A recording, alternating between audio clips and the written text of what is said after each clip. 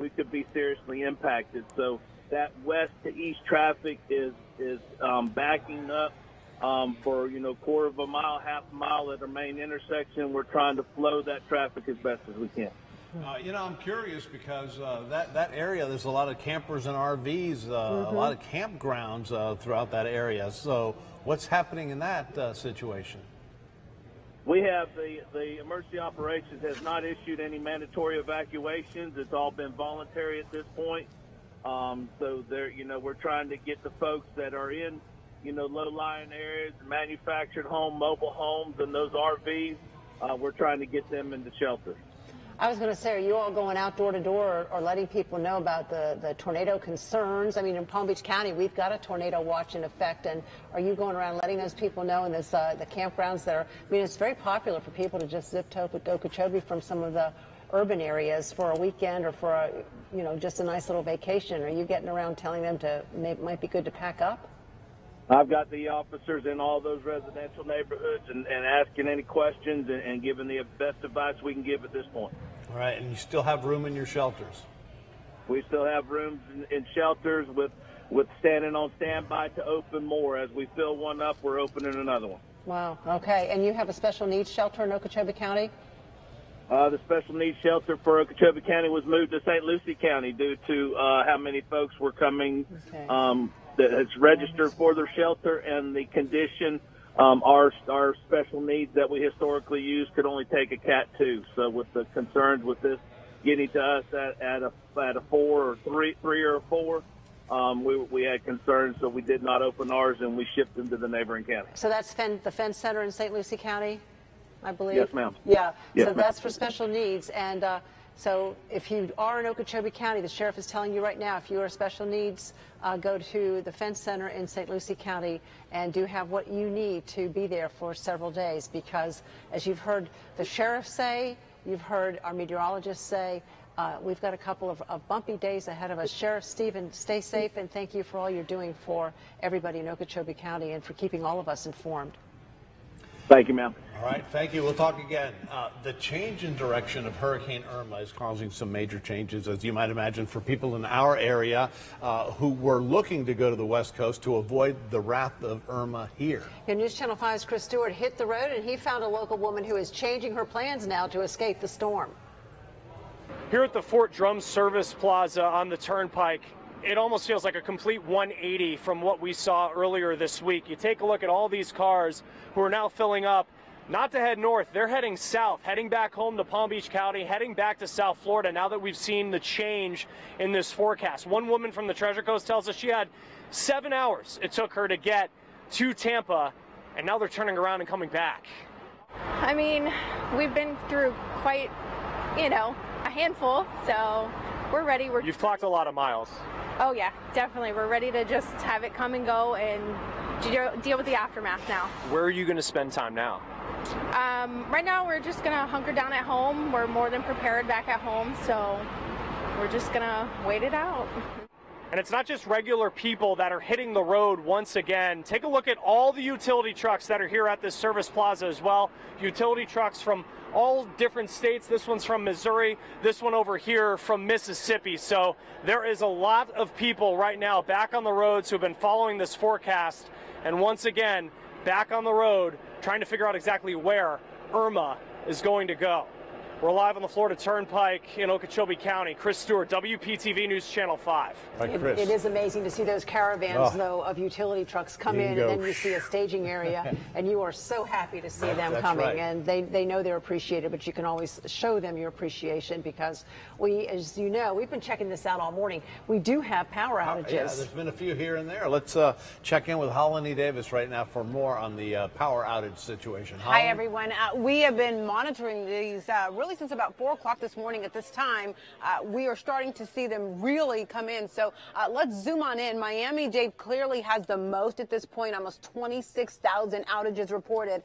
Earlier this morning, it was a fraction of that, really closer to 6,000. And so that number definitely is starting to grow. About 10 outages right now in Okeechobee County. So that's not bad at all. Let's see if I can get some other parts of our viewing area. Martin, 110. You saw Okeechobee County. Let's see if we can find Palm Beach. Palm Beach, that number is almost doubling from about 2 hours ago. So again, those numbers are trickling in. St. Lucie County.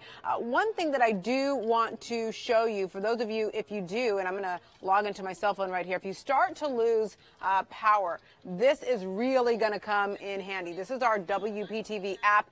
It is the next best option to keep up to date on what's happening with Irma. So when you open that app, right away you're going to see the tab. You can watch the live signal of the storm as it moves through the area, and then also the after, because you want to keep up with that.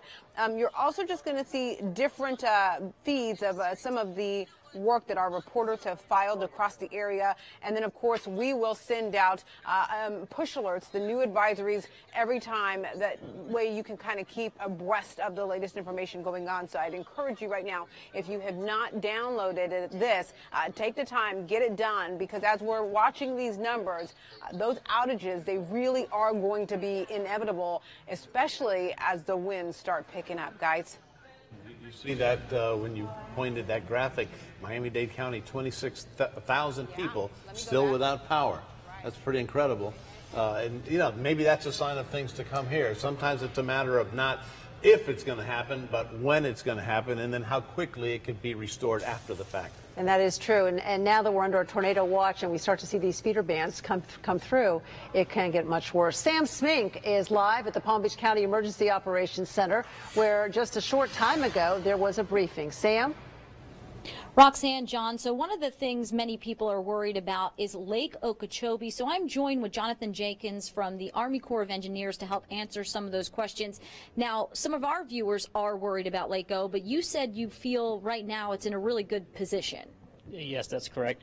Lake Okeechobee is normally managed between 12.5 and 15.5 feet by us, the Army Corps of Engineers. Right now, the lake is around 13.6 feet. For this time of year, it's in a good position. And with the storm tracking further west than we had anticipated yesterday, we feel the lake is in a good position right now. Now, you mentioned some concern over overflow of a culvert. Can you explain that to the average person who may have left their home, who did leave their home in Glades in Okeechobee County?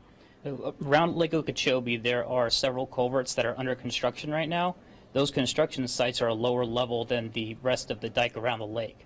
During the storm event itself, the lake will slosh back and forth due to the wind effects, and that sloshing effect can cause water to overflow into the construction sites. Currently, with the lake where it is, we have also a concern with the construction sites being impacted. This would only occur during the storm event itself when the sloshing is taking effect. The sloshing effect could send water into the construction sites and possibly have some minor flooding near the construction sites, and that's a concern that we're looking at right now. But overall, we believe the lake is in a good spot, and any minor flooding due to that would be a low likelihood. So you're monitoring those construction sites. Are you doing anything actively to help kind of keep that overflow contained? The construction sites have cut-off walls that are built around them to protect from this sort of storm surge. Only in an extreme condition would the storm surge overtop these construction sites. And once the storm passes, the risk of that goes back down again. So after the storm passes, we have teams that are in place around the lake who will be going to each of the sites as well as the remainder of the dike around the lake to look for any impact points. All right. Well, thank you for what you do and for talking to us and telling us how you're monitoring this storm. And one of the other big things that came out of the press conference a little earlier was that the curfew in Palm Beach County, for all of Palm Beach County, starts at 3 p.m. Unless you have a valid reason to be out on the roads, they want you inside, they want you to shelter in place, or they want you to be at one of the many shelters. They still have more than 31,000 spots open for anyone who would like to go to a shelter in Palm Beach County. For now, reporting live, Sam Smink, WPTV News Channel 5. Sam, thank you. It's good to hear, a little reassurance that the U.S. Army Corps of Engineers feels that the lake is at a good spot right now. I believe you said 13.5 feet roughly. Yeah, that's good. And we're going to take a quick time out and continue our coverage to stay with you throughout the storm as it moves through. A tornado watch for Palm Beach County, and you can see wind and pretty rough surf out there as we take a peek outside. We'll be right back.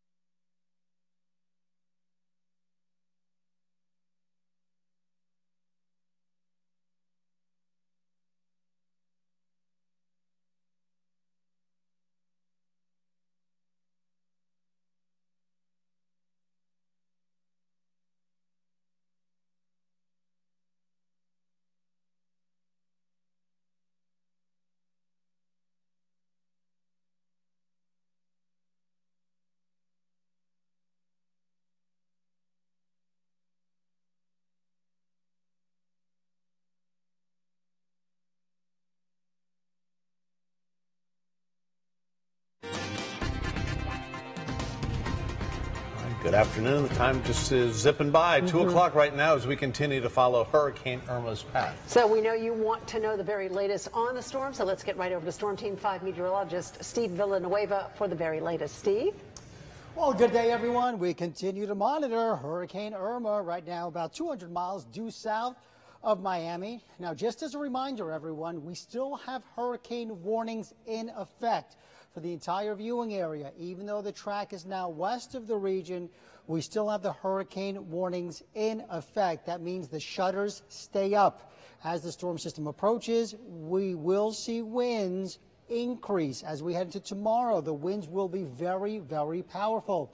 Even though the storm, by the time we get to tomorrow afternoon and tomorrow evening, goes up the west coast, locally where we are, we will see winds of 40 to 70 miles per hour, wind gusts stronger than that, and back across the lake, since you're going to be closer to the center of the storm, you could have wind gusts of 90, maybe 100 miles per hour. So again, the hurricane warnings are still up. That means the shutters stay up. All right, so now what's new? We now have tornado watches in effect for all of South Florida. So basically from the lake southward, we have a tornado watch in effect, and that does include Palm Beach County. As we start to see those rain bands increase, we can start to see some of the thunderstorms within the rain band start to spin on up, and they produce tornadoes. It's very common with these types of situations with hurricanes. So there's the hurricane right there. You can see it hugging the coast of Cuba. There's Miami right there. There's West Palm Beach, and you can see it's basically due south of West Palm Beach by about 250 miles. But notice you can see the moisture rotating around it, pushing into parts of the area, especially into far southern Florida. And in fact, at Miami International Airport, we had a wind gust of 75 miles per hour. So you can see this is a very strong storm system.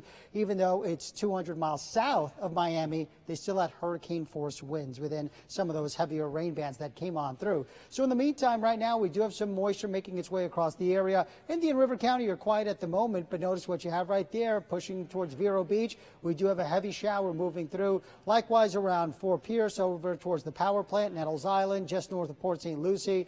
A lot of moisture coming in off the Atlantic, coming through very, very quickly, but these individual cells can easily produce 1 to 2 inches of rain per hour. So we are seeing a lot of moisture. Also into Okeechobee County, we have some cells coming through producing heavy rain and some gusty winds within those cells as well.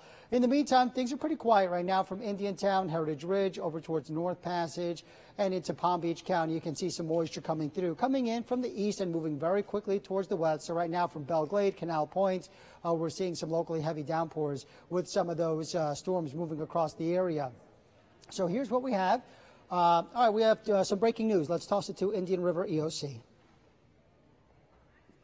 Barrier Island. It is underway now. Please, if you're out there, go to those shelters. That's why we have them available. Get to a safe area. As Etta said, this could change in a moment.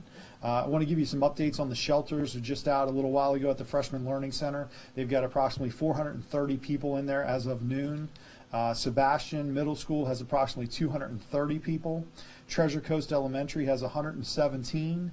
Oslo Middle School has 265. I was just out there a little while ago. Everybody was in good spirits.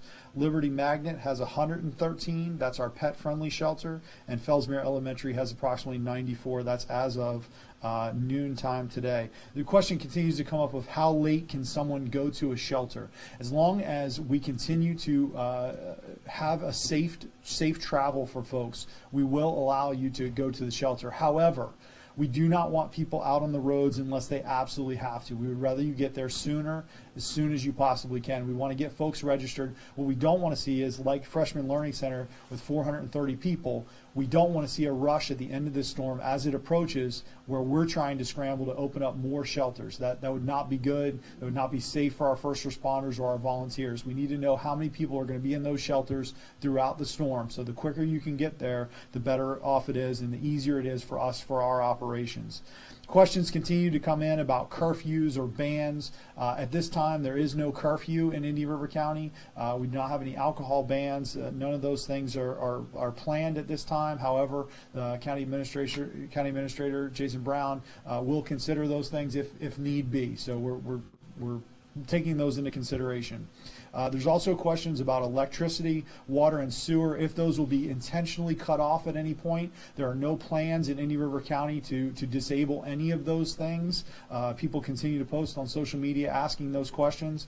You know, if you lose power or electricity or water, that's because of the storm. That is not anything intentional, so just think of it that way. Again, bridges continue to be a hot topic.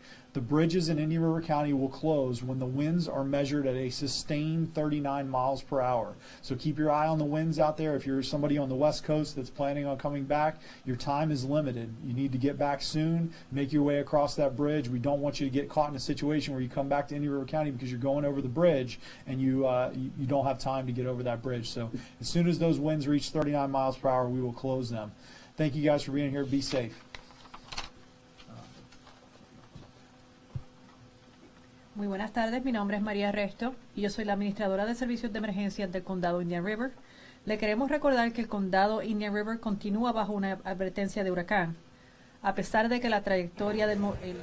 All right, well, once again, they reiterate, get to a shelter if you need to, and get to safety, and better do it now rather than later when conditions deteriorate. And also the bridges in Indian River County, a reminder that they will close when the winds reach sustained 39 miles an hour. It's another thing, you don't want to get caught out there on the other side of the bridge. And I think he made a very good point too about the shelters. And if you're thinking about going to a shelter or you're in one of these evacuation zones, you heard him talking about evacuating, do it now, because they don't want you showing up and deciding to leave and get to a shelter in the thick of things as the storm starts to intensify in our area. And we are still under a hurricane watch in Palm Beach County specifically, not Indian River County, but we do have a tornado watch. So this is going to continue as this storm continues to make its way toward the peninsula. And he said, we don't want these shelters filling up when we're having some bad weather, and then we've got to open another shelter, and we've got to get people moved in really bad weather. So they want you there now and to shelter in place while we've got a little bit of calm, perhaps? A little bit of calm, and when you heard those numbers, I mean, the biggest number was 430 something, I believe. So most of them are in the low hundreds, and they're schools and other facilities that can house a good number of people, but the sooner the better. Don't wait for the conditions to deteriorate. Let's go back to meteorologist Steve Villanueva now. He wasn't quite finished telling us about Irma. Not yet, and more information will come out over the next couple of hours. Still waiting on the 5 o'clock update, but as of 2 p.m., the storm system is a Category 3 hurricane, which is good news. Just a couple of days ago, 185-mile-per-hour winds. Then that was weakened to 155-mile-per-hour winds. And then during the overnight hours, notice it basically just hugged the coast of Cuba, and as a result, it weakened further still. It's still a major hurricane, a Category 3 hurricane with winds of 125 miles per hour. But once it starts to make that turn towards the north, between Cuba and the Keys, right here in the Florida Straits, we're talking very warm waters.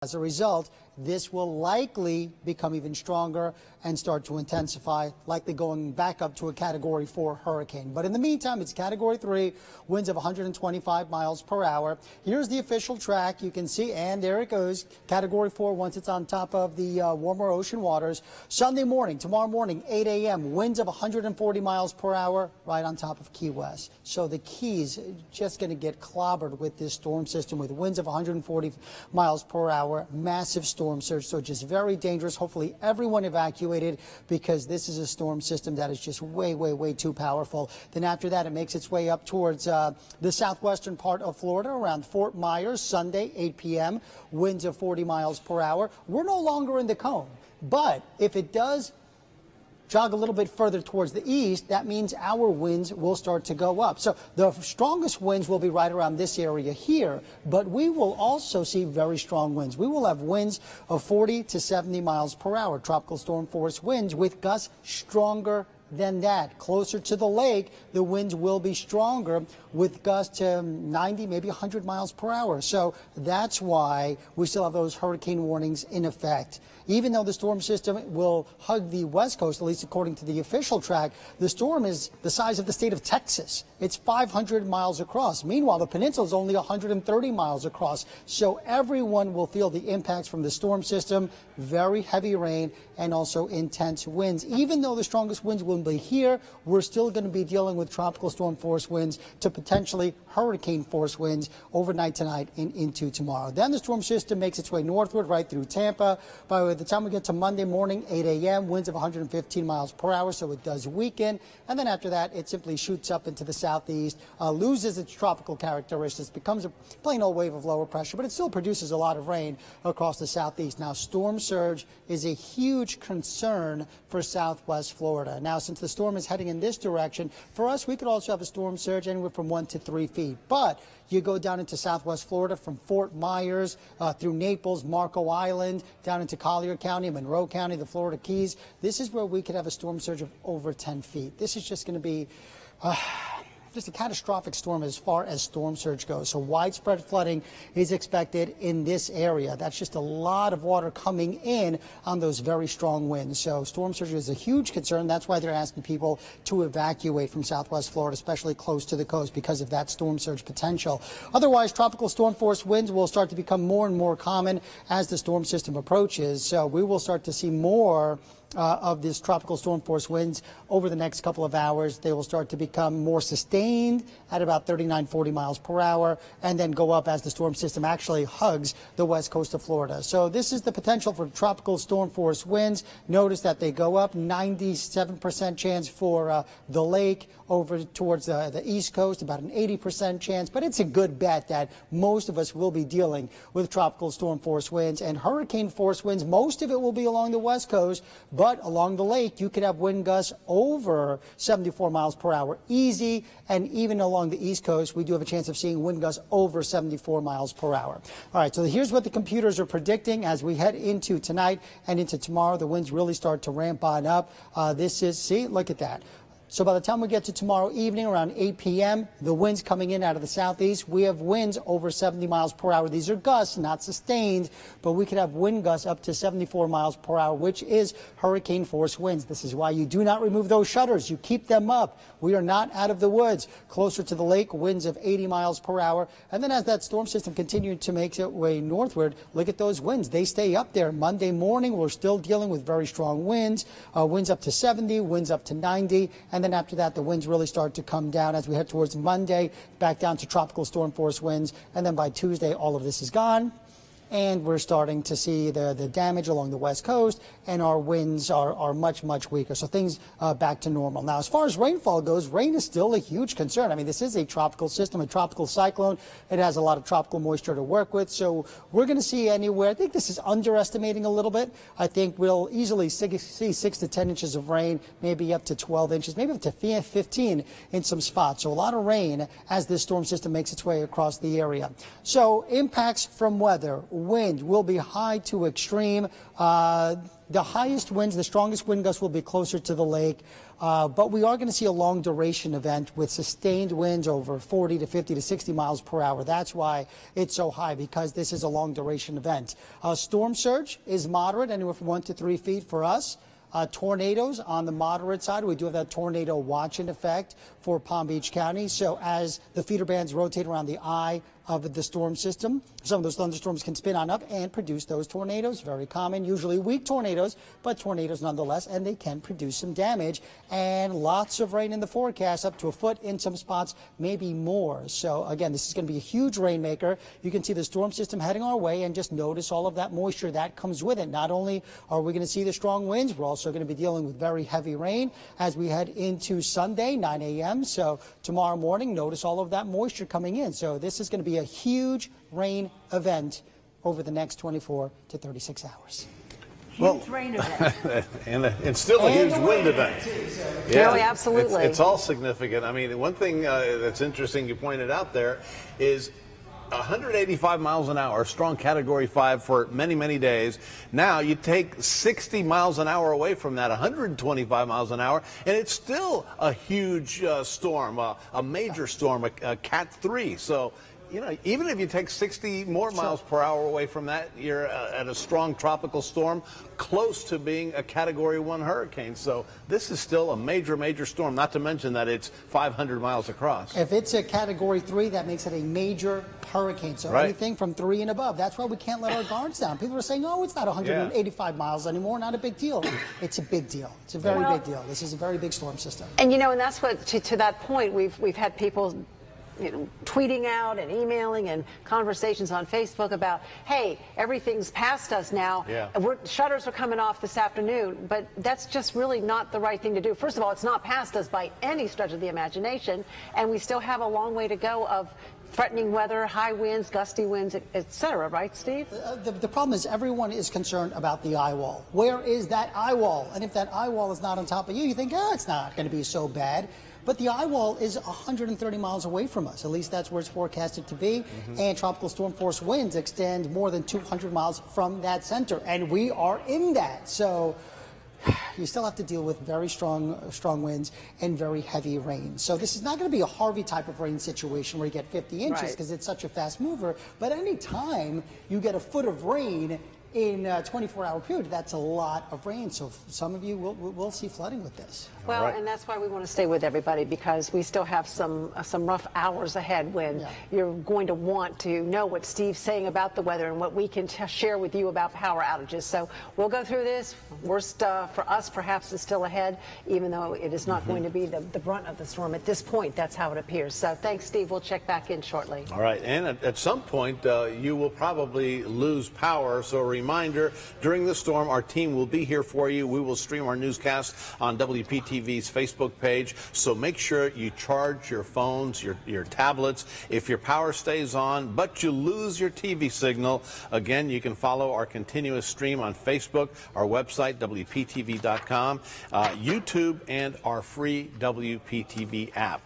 And, of course, you can go to our radio partner, 106.3, to listen to us as well. So the bottom line here, you do want to keep everything charged. Just keep it charged, because then you can definitely stay with us all the time, 24/7, while we continue to broadcast and get all of us through Irma. All right, let's go to News Channel 5's Maris Badcock right now. She is at Palm Beach County Animal Care and Control, and I know that we've had more and more pets sadly abandoned as people flee the storm. Maris, what's the latest from ACC? Well, I'm actually here with Diane Sauvé. She's the Director of Animal Care for Palm Beach County. And you've just told me some pretty interesting and heartbreaking information about animals. What are your crews seeing out there right now? Well, our officers went back out to the same area that we were getting complaints on yesterday and removed another 26 dogs today that had been left behind by various residents who had evacuated. So that brings the total number of abandoned animals in Palm Beach County to what?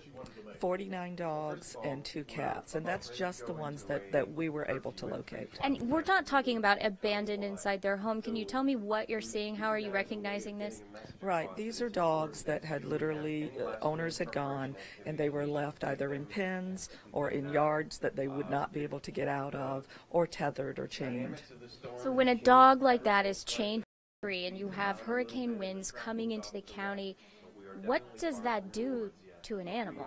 Well, it's pretty horrific. I mean, you have these unbelievable winds that are blowing, and every little item is a projectile, which can literally flay the skin off of an animal.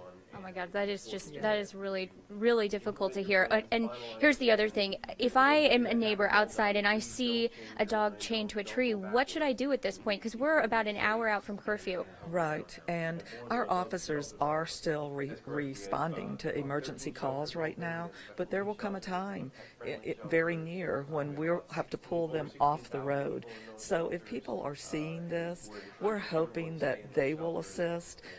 If it's safe for them to to go out, if it's their neighbor and the dog is friendly, we're hoping that they will assist. We don't want anyone to be in danger, but also there's a time when we can no longer respond. And what about people who are interested in taking these animals in themselves, helping to alleviate some of the pressure that the shelters are receiving right now? Are you guys still accepting foster parents for animals? We have closed for the day.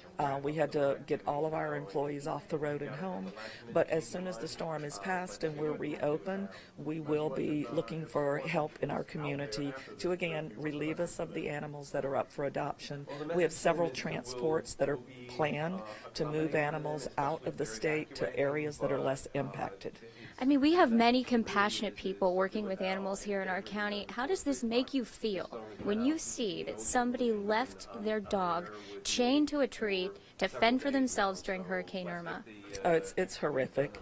And, you know, those 49 dogs and 2 cats that we managed to save, there's no doubt in my mind that there are a lot more that are out there that we are unable to find or get to. And it's very disappointing, but, you know, we still believe that there's a greater good in humanity and that this is a fraction of the bad apples that are out there. So you haven't lost your faith in humanity yet? No, never. Okay, that's good to hear. So as you'll see throughout our coverage, hurricanes tend to bring out the worst in people and the absolute best. We'll keep you updated here from the Emergency Operations Center in Palm Beach County. But for now, I'll send it back to you guys. I know if Diane knows that I'm sitting here, she probably is certain that I have a couple of questions because this is stomach turning. It just makes me sick. But I would like to know from Diane's, can they prosecute these people who have left these dogs? That's a very good question. So we have another follow-up question for you. What about prosecution if you leave your animal out during Hurricane Irma?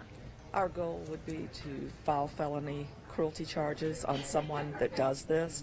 You know, there is the burden of proving that case, but you know, the good news is that the animals are out of that situation, and we'll do our best to make sure they don't go back to that home. And that's my next question. How difficult is it to prove these cases?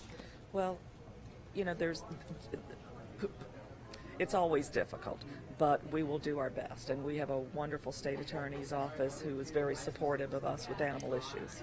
That's right. We talked to the state attorney yesterday. He looked directly in the camera and said he will prosecute anybody that leaves their animal out during Hurricane Irma. So if you're thinking about doing it, you may want to consider those words before you tether your dog to a tree. Well, it's beyond me that somebody would even think about doing that. I just have another question. With ACC closed for the day, because I'm going to put out a plea for everybody to just look around if they think they've got a neighbor who might do something like this. And some people kind of suspect things.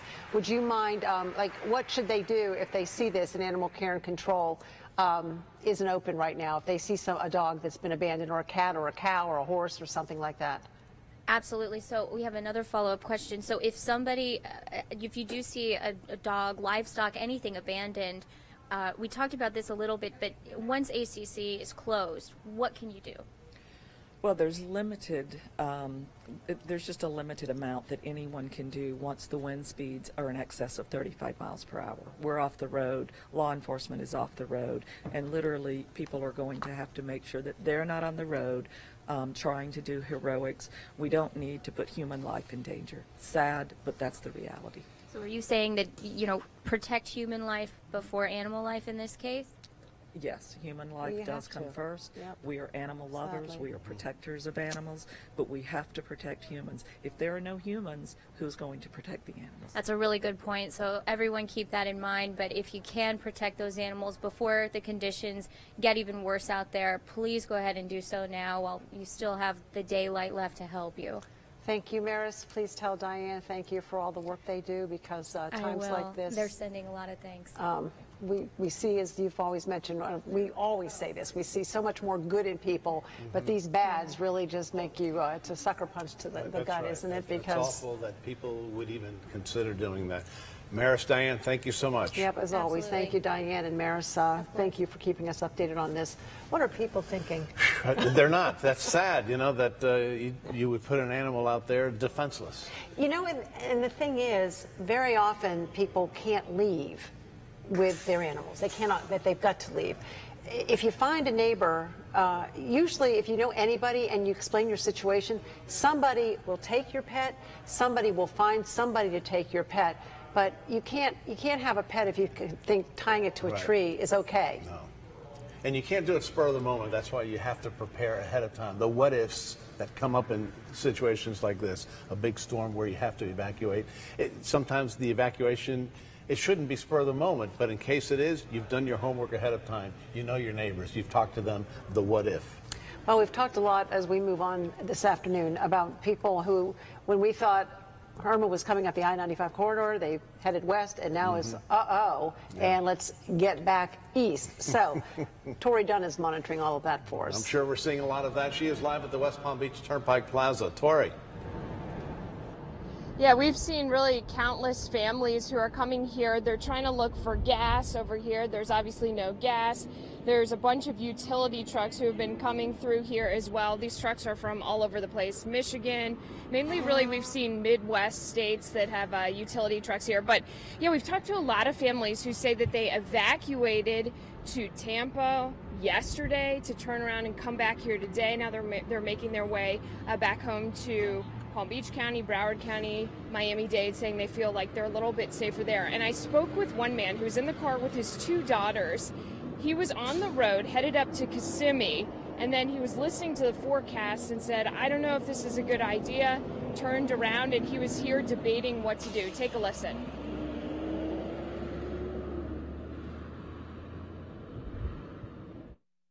I don't know. It's a catch-22.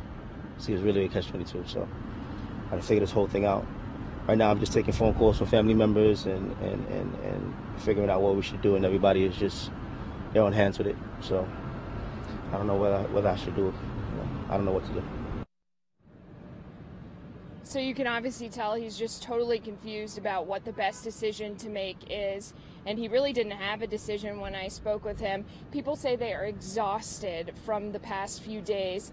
Those people who evacuated to be in tons of traffic, and then they said the ride back was actually really fast, but just the fact they left and came back and now they've got to go home and hunker down. A lot of people just really tired already. Send it back to you. I think that's a question a lot of people have been wrestling with, what to do. You can see it on his face. I mean, you're confused. You fight traffic to get to someplace. You think you're going to be safe. You turn around and you're exhausted. Now, Tori, are they open? It looks kind of quiet behind you, but I saw a few cars coming through. Can people go to a plaza and get gas or some food or something? No, unfortunately, a lot of people are stopping here to try to get gas, but you'll see over here on the gas pumps, they're wrapped in plastic. They don't have gas here. They have state troopers who are stationed over here, and they're announcing on a loudspeaker or megaphone saying, we don't have any gas here. There are also no bathrooms, no food, because this plaza here is closed. So we heard from one woman who was basically coming in here on fumes looking for gas and was like, where have you guys seen gas? I need gas. I'm about to run out. And honestly, at this point, we didn't really have a good answer for her on that. Being on the turnpike, people have been looking for restrooms for their kids. They've been traveling for hours. So they're tired, they're stressed out. They don't really know if they've made the right decision or not. And they're looking for food and gas. That is definitely clear standing out here. It is so sad, and that is the situation, so sad, the situation that our elected officials and others wanted to avoid. Well, and that's why I think so many times we hear it over and over, shelter in place if you can, because these situations do come up.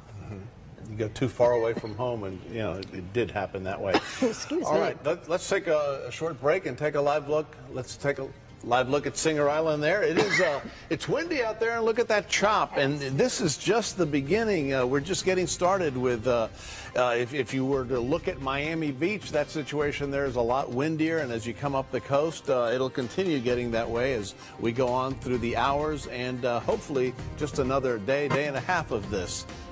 All right, there's Miami Beach. Miami Beach, I was just there for the Labor Day holiday, and the beach didn't look like that. No, not what you wanted. We'll be back.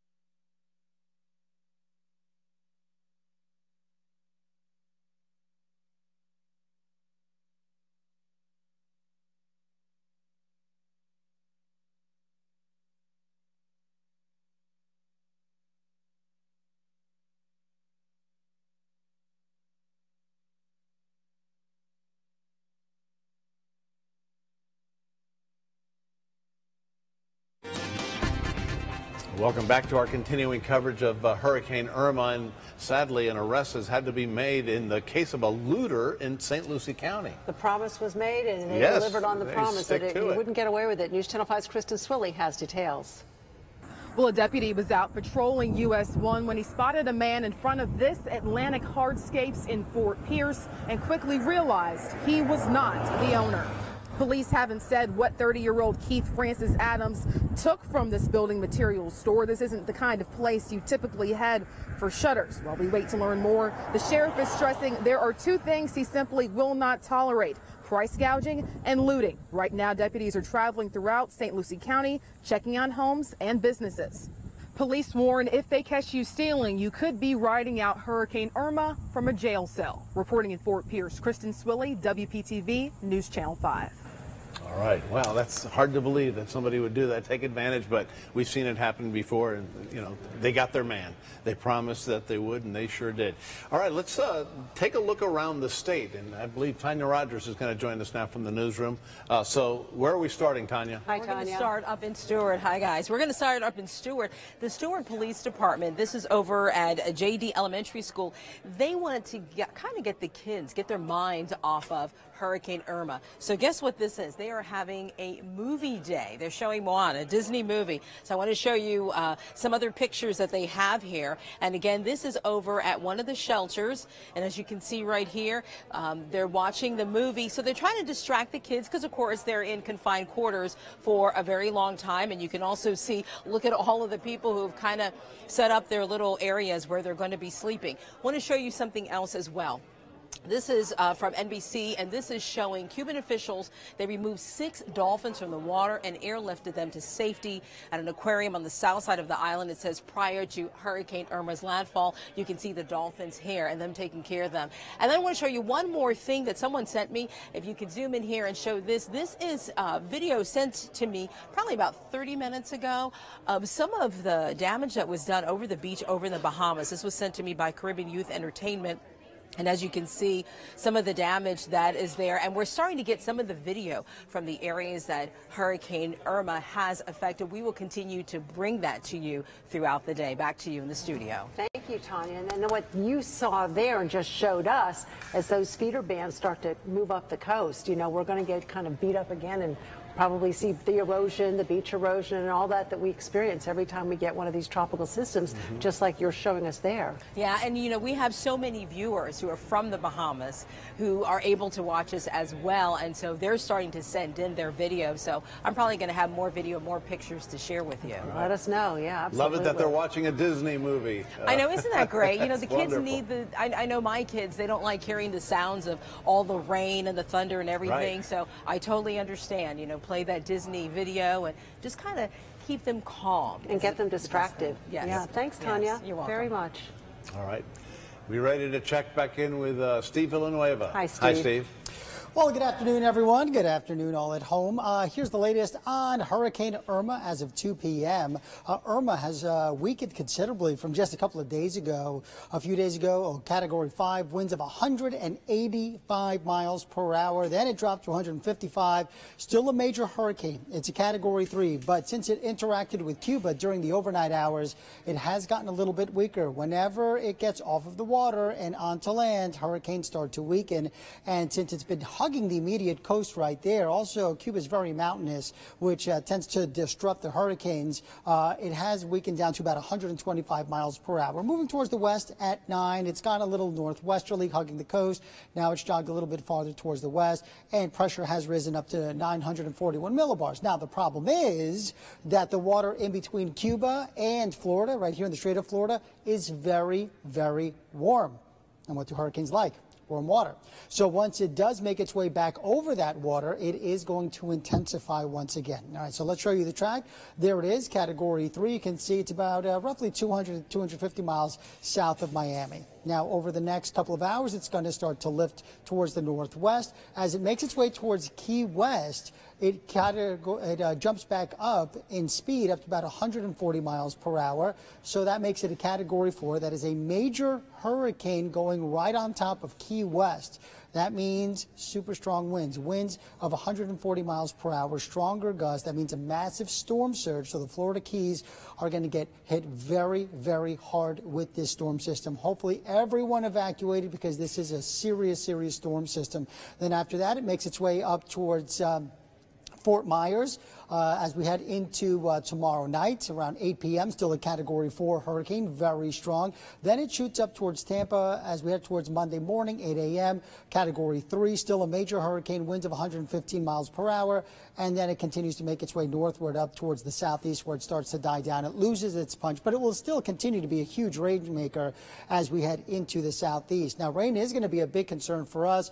We're going to see anywhere from 6 to 10 inches of rain locally, maybe even more than that. So even though the storm is taking more of a westerly track, it's so close to us that we'll continue to see really strong winds easily from 40 to 70 miles per hour, maybe gusts stronger than that, especially back across the lake because you're going to be closer to the center of that storm system. Now, we can't say this enough. We still have hurricane warnings in effect. There's a hurricane heading our way. So as a result, keep those storm shutters up. Okay, do not bring them down. Don't think that we're out of the woods simply because the eye wall won't affect us directly. We're so close to that eye wall that we will see strong winds and definitely very, very heavy rain. Now, we also have a tornado watch in effect for Palm Beach County, basically from the lake southward. Very common with hurricanes as the hurricane sends a lot of moisture in. Those feeder bands, some of those thunderstorms start to spin on up, and you do get weak tornadoes, but they're tornadoes nonetheless, and they could produce damage. So we do have that tornado watch in effect for Palm Beach County. Now, here are the impacts. Wind high to extreme, simply because this is going to be such a long duration event. We could have wind gusts up to 70 miles per hour along the coast, back across the lake, stronger than that, and then definitely even stronger than that on the west coast of Florida because they're going to be so close to that eye wall. And if you're close to that eye wall, that's where the strongest winds are found within the hurricane. Storm surge up to about a moderate chance, anywhere from 1 to 3 feet for us. But for southwestern Florida, boy, it is going to be just a huge storm surge, really dangerous.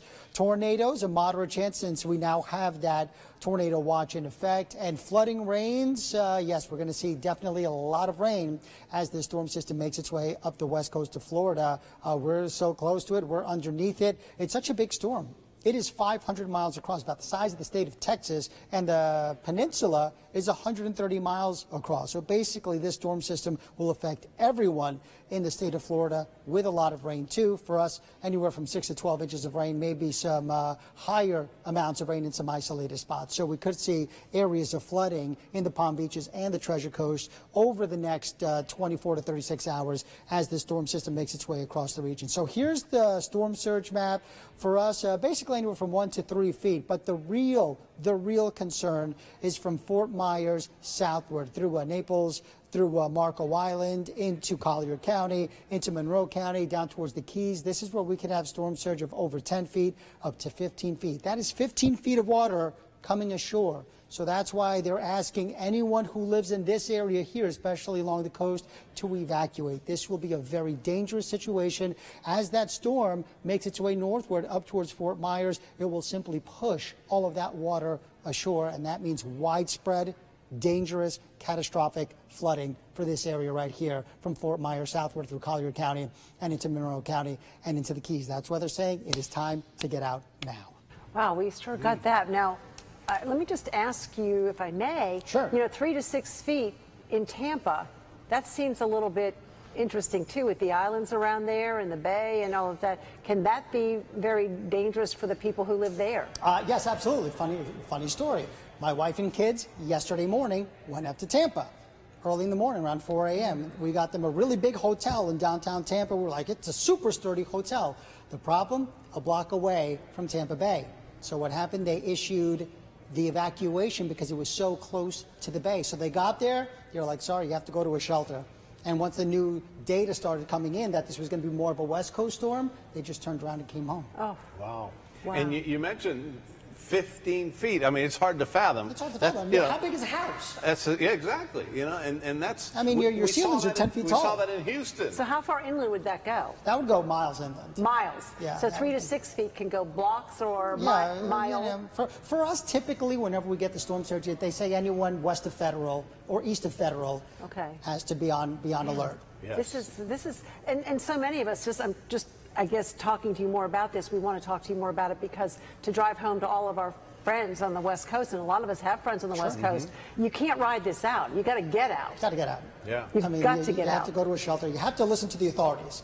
First and foremost, don't ask the weather guy what you should do. Listen to the authorities. That's right. If the authorities are telling you to leave, leave. Okay. All right, Steve. Thanks, Thank Steve. you. That really, I think that outlined it about as That clearly is as it can an possibly eye-opener, be and that's outlined. a significant part of South Florida, Southwest Florida, that's in that red, bright pink And that's zone. why the governor was saying there's hundreds of thousands of people. He's got to move, like 700,000 people. He is saying very, very sternly, as a matter of fact, Can't do it all at one time. Get out and get out now. This is coming. It is moving closer to the state. When they say that it's, potentially, death is going to happen as a result of this, it's true. All right, Al Roker of the Today Show is monitoring Irma as the very powerful storm sets its sights on Florida. It's about to get here. He just filed this update from Fort Myers for us a short time ago. John, Roxanne, I'm Al Roker. I'm here in Fort Myers, and we're awaiting Irma. Right now, just starting to make its trek from Cuba across the Florida Straits. As you know, between here and there, we have got water temperatures between 85 and 90 degrees. And that, of course, is mother's milk for a hurricane. And its forward speed has slowed down. Even though right now it's about 125 miles per hour winds, it's moving west at only 9 miles per hour. So it's appreciably slower, almost half the speed as it was this time yesterday. And so it'll have time to regather strength, probably intensify. It looks like it's going to hit the Florida Keys south of here sometime Sunday morning, early Sunday morning, and then come into the Fort Myers, Sanibel Island, Naples area sometime early Sunday afternoon as a Category 4 storm, bringing with it storm surges of up to 15 feet, rainfall anywhere from 8 to 15 inches, and winds of 125 to 150 miles per hour. The potential for damage is unimaginable, and we're going to be watching this. And what we want to stress to people, and I know you guys have been doing that too, don't pay attention to the red line with the hurricane symbols and the numbers on it. Pay attention to that cone of uncertainty, because that is the area in which people can be affected. And make no mistake also, on its way between Cuba and here, there might be a wobble either left or right, and that cone of uncertainty could widen. So, and this is going to be a storm system that runs basically the spine of Florida. It'll take about 24 hours for it to get out of here, and it will remain most likely a hurricane of some form, and that's an awful long time with an awful lot of potential for damage. Plus, as it makes its way up through Florida, the risk for tornadoes increases exponentially. So the potential for damage is really catastrophic, and we are wanting to make sure you and your viewers stay as safe as possible. And of course, Lester Holt will be here doing NBC Nightly News with our complete phalanx of reporters and correspondents to bring you the latest. From Fort Myers, I'm Al Roker. Back to you guys. All right, Al. Catastrophic is the word. And again, you heard Al say 15 feet storm surge, in some places. It's hard to wrap your head around, I know, to be honest. it is. That's why I keep on saying it. It's unbelievable. It's the size of a house, a story and a half. It's up there. And a reminder, too, that we want to drive home is that water in the Straits is so warm, as you heard Al say, 85 to 90 degrees. It's slowed down so much. That just feeds these hurricanes. That's a buffet. Yeah, that's gourmet meals for them.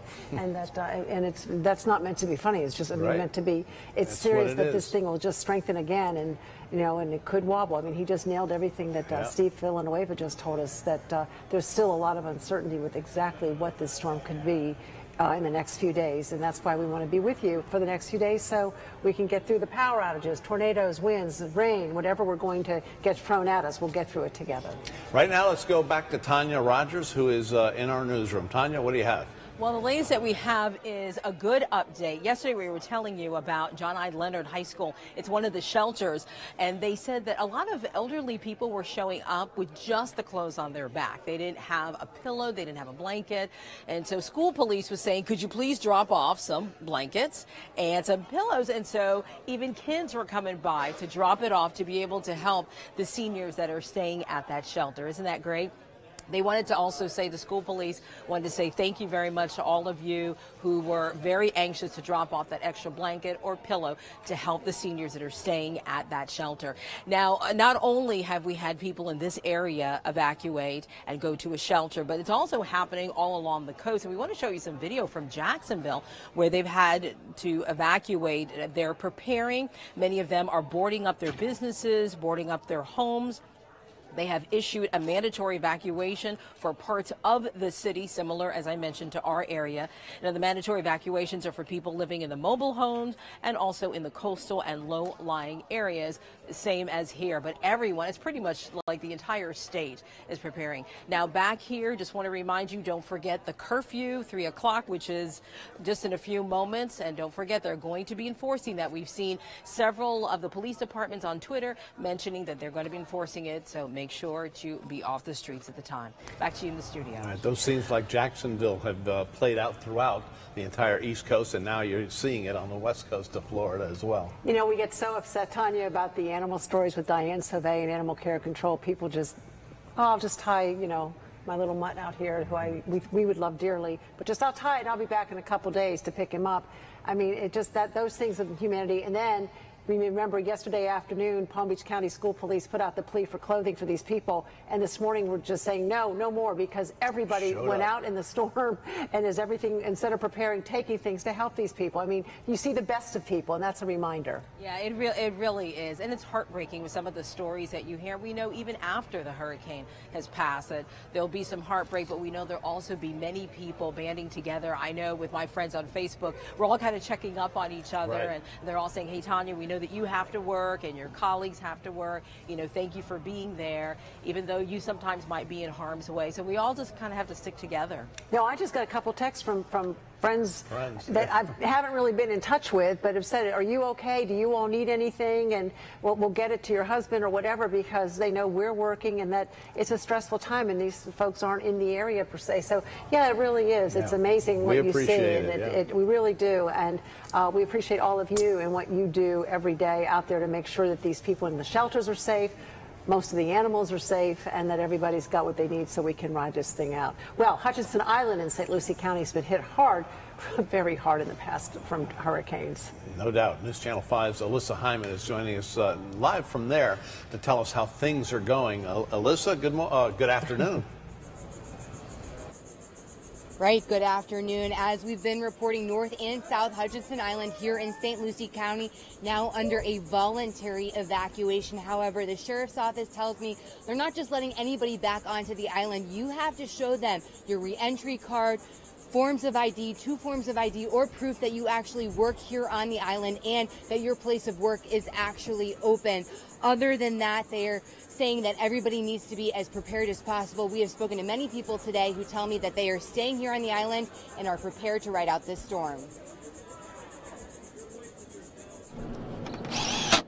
Well, most of his neighbors have shuttered up and evacuated. We have a lot of water. We have generators. South Hutchinson Island resident Mike Garrity made the last-minute decision Saturday morning to stay. Up until 6 o'clock this morning, we were gone. We already had everything ready to go in the car. With water on both sides, his St. Lucie County neighborhood was in a mandatory evacuation zone.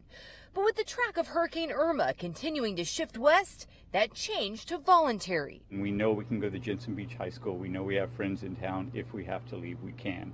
So we'll watch the storm. If it starts to come back, we'll get out. Other than that, we're planning on staying here. But the area will still feel the impacts of heavy rain and strong winds. It's extremely rough right now. I walk on the beach every day, and it's usually much calmer. Despite the stress and uncertainty, Archie's is like our local community center. So when things like this happen, this is pretty much where we all gather. We did find plenty of folks over at Archie's Sea Breeze. Archie's has been open for every hurricane. Cheers, everybody stay safe. Blowing off some steam before the storm. They started early. Breakfast, they want eggs, bacon, and beer, you know. All right, back out here live. You can see plenty of people still here at Archie's enjoying themselves, just making the best of the situation that they can. They say they have a backup generator, have plenty of food, and obviously are having a good time. Now, the sheriff's office says if you have evacuated, they don't recommend coming back. However, you are free to do so. But as I mentioned, you have to show those forms of IDs, your reentry card, or whatever it may be that you actually work here on the island. For now, reporting live in St. Lucie County, Alyssa Hyman, WPTV News Channel 5. All right, Alyssa, tell the folks at Archie's, John and Rock, say hello. Which we were with them. Which we were there, exactly. And a quick little shout out. Some folks have had to evacuate Hutchinson Island, including my wife's Aunt Sally, Uncle Herman, and Grandpa Ed. And they're staying at our house writing this out. So, you know, sometimes it's good things. And they brought food, so thank you. And I know they're watching. And I'm not there. Keep the food warm. I'll be there soon enough. Thousands of people along Lake Okeechobee have left that area after mandatory evacuations were issued. But some did decide to stay, and they're in good spirits. News Channel 5's Alex Hagan has that story in Pahokee. Let's check in with him now. Here at the Pahokee Marina along Lake Okeechobee, you can hear the winds starting to pick up just a little bit. We've also had some steady rainfall as well. Majority of people have left town. We did catch up with one person who is staying and has a good plan to keep himself entertained during the storm. In the heart of Pahokee, it's a ghost town. However, at the library, Sweet Life. It's a movie about a cross-country trek for these two people jump off. We found Ron Shoup, who was in the process of preventing boredom during and after the storm. Downloading movies off of Netflix to keep me busy. Using the library's free Wi-Fi to make it happen. It's very important. As for the storm, he's in good spirits despite the unknown. It keeps wobbling west a little bit. So we really don't know what to expect up here. We're going to expect some big winds and rain. Pahokee is home to more than 5,000 people. The majority of homeowners left town with mandatory evacuations in effect, concerned about wind, rainfall, and flooding. But Shoup plans to stay at his Pahokee home. My house is as safe as a shelter would be. After all, he's been through plenty of storms in his life. He's confident everything will be okay. My trust in the good Lord. I trust that he will take care of me and he'll take care of everybody around me. Now, a curfew is in effect starting at 3 p.m. here in Pahokee. Ron told me he did download plenty of movies and shows for this storm. Reporting in Pahokee, Alex Hagan, WPTV News Channel 5. Well, we're seeing on our Facebook stream several comments from you who have power, but you've lost your cable or dish signal, and that likely is to continue to happen. So you can watch a continuous stream of our coverage on Facebook, our WPTV app, YouTube, or on our website, WPTV.com. If you lose power or your TV signal anytime this weekend, you can turn to these platforms. And if the storm hits and you lose a signal, then you can also turn to our radio partner, ESPN. It's 106.3 FM. They will carry our stream as well. So be sure you keep your phones, your tablets, your laptops charged up so that you can stay with us as we continue to ride this out. All right, moving on now. Storms often attract crowds to the beach to see the strength, the might of the sea. That's for sure. Our Chance Walser is on Juneau Beach right now, where he caught up with some of the wave watchers. Yeah, guys, we're here on the northern part of Juneau Beach watching the waves get a little choppier and choppier by the hour. The beach is lined with people coming to check things out, checking the conditions out. Among those people is Pam. Pam, you've been here a long time. You've lived through a lot of these types of storms, yeah? Since 1990, all of the storms, Francis, Jean, Wilma, Andrew, Matthew. Now, I talked to one guy who said, you know, a lot of times those storms are more hype than anything, more flash and flame, but he said this one has made a real believer out of just about everybody. How do you see it? It's better now since it's going to the West Coast, not for them, but for us here. But it's still going to be windy and rainy, and everything's up, so why not just take advantage of all of that? So hopefully it won't be as bad here. Your plans in the immediate future after this interview are to go into the water. I'm not sure how advisable that is. How did you kind of weigh your options there? Well, my son and his wife and their two friends are in there, so I have to prove I can go too. Just go dip in and get back out then. Stay safe, okay? Yeah, Guys, tropical storm winds coming here from 4 to 8. Curfew, mandatory curfew, is at 3 p.m. here. So hopefully all these people heed those warnings. County officials are saying probably right about now you need to start getting where you're going to be for the foreseeable future. Back to you. Good point, Chance. Absolutely. You know what? We tell people all the time not to get out there and enjoy the beach because this isn't very enjoyable. But surfers, they're a different bunch, aren't they? Breed. Boy, I'd be afraid to be that close to the pier. But look at those That waves is, crashing, and they're just they live for randomly. that. You know, it's just so choppy out there. But you know, you want your waves, and well, you've got them now. I hope you're safe. Man, I hope so. We don't recommend that you do this, but there's a hardy guy out there on his surfboard trying to make the best of this situation. And with that said, Jay Cashmere and Shannon Cake will take over the anchor desk as you take a look at the current conditions there on Singer Island. We'll be right back. At 1 in the morning. Bye-bye.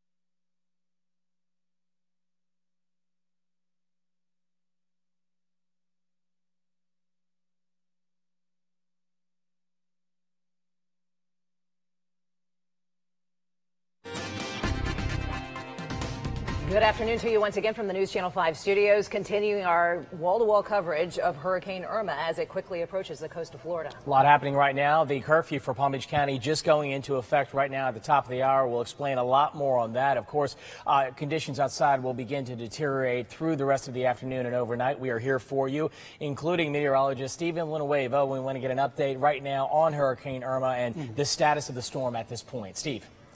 Well, guys, here's what's happening. Can we please switch to Max One computer? That's what I've been using, Max One. No, James is, all right, thank you. Excellent. So here's the current situation with Hurricane Irma. Irma right now still hugging the coast of Cuba. Notice where it is. It is just due south of Miami by about 200 to 250 miles. And you can see the moisture starting to make its way into South Florida. Also, the overall steering flow is sending a lot of moisture into our parts of the area as well. We did have some locally heavy rainfall affecting part of the Treasure Coast. You can see everything moving very quickly, coming in off the Atlantic and then moving inland. Right now, things quiet from Sebastian through Vero Beach, but there's more moisture just offshore, just to the south. Fort Pierce, you're in between cells. You had one heavy cell right there, a few more just offshore. Okeechobee County, for the most part, you're dry, but you do have a couple of showers moving across the northern part of the state over near of the county near Fort Drum.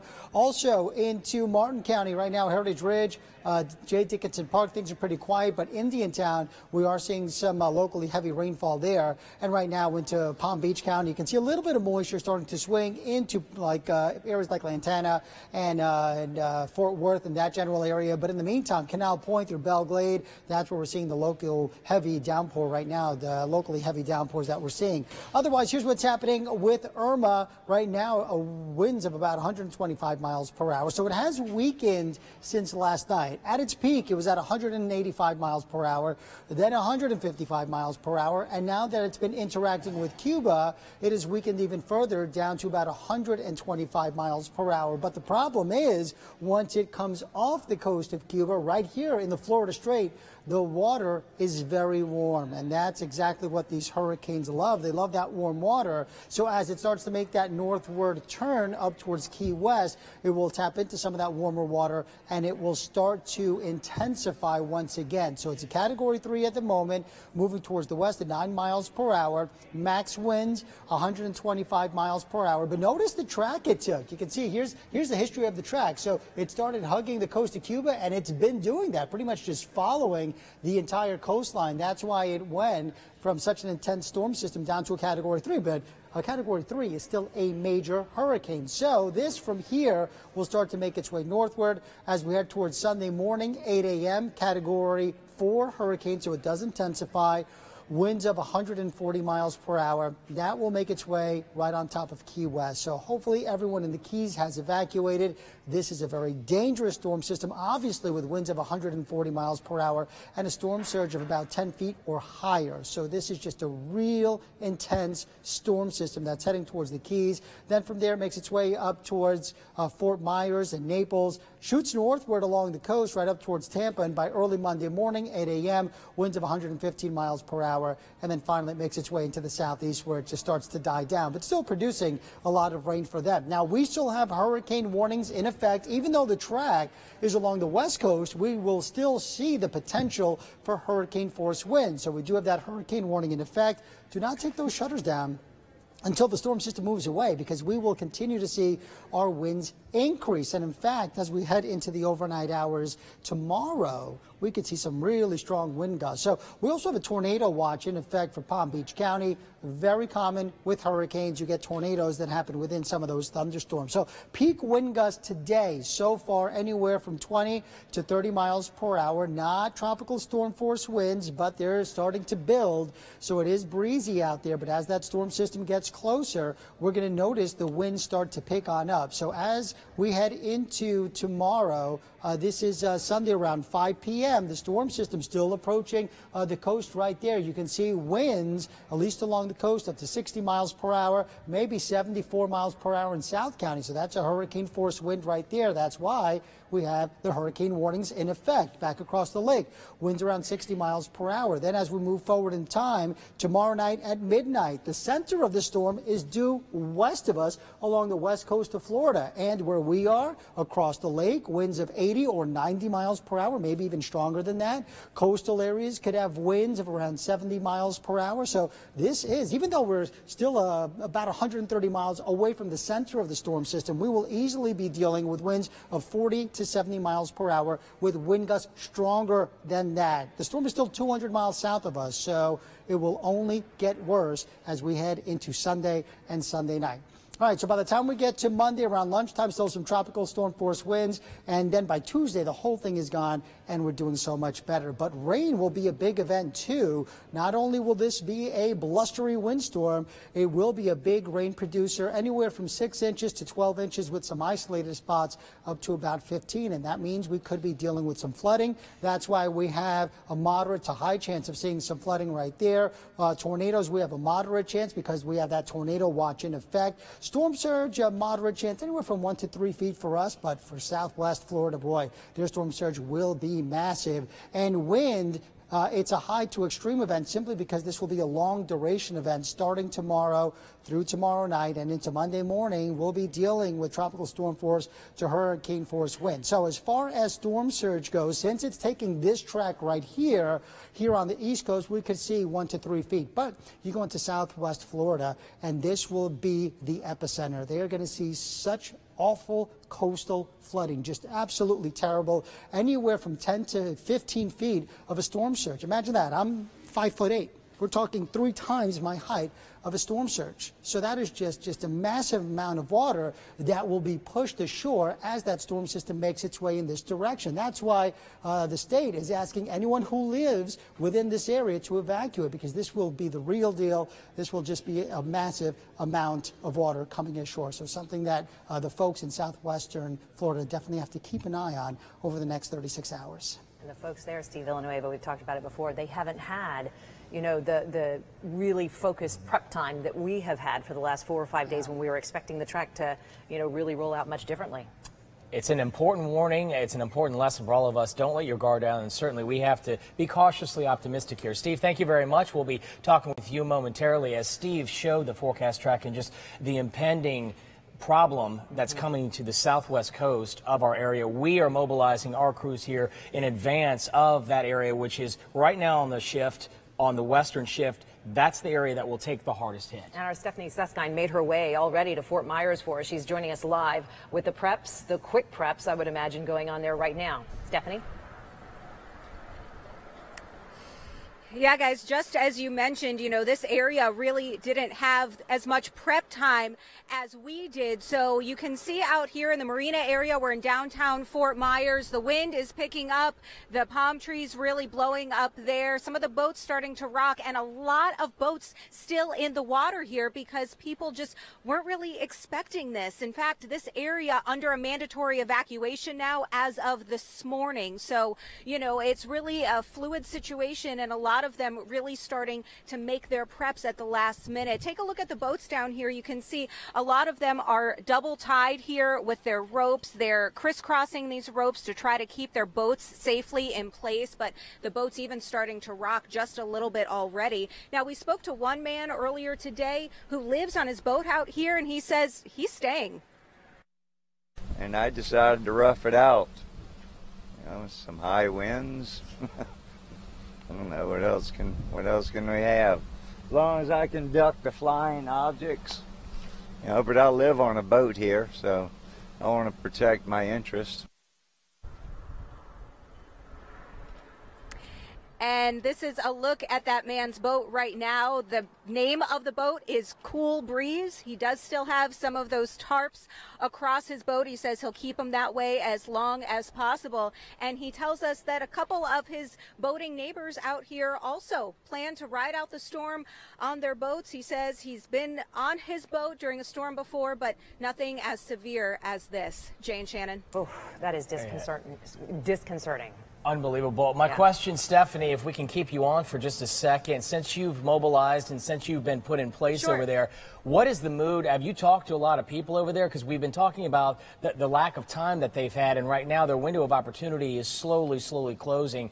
I don't want to suggest that there's a panic over there, but they must be mobilizing very fast, all those people, to get to safe ground. And what are you seeing?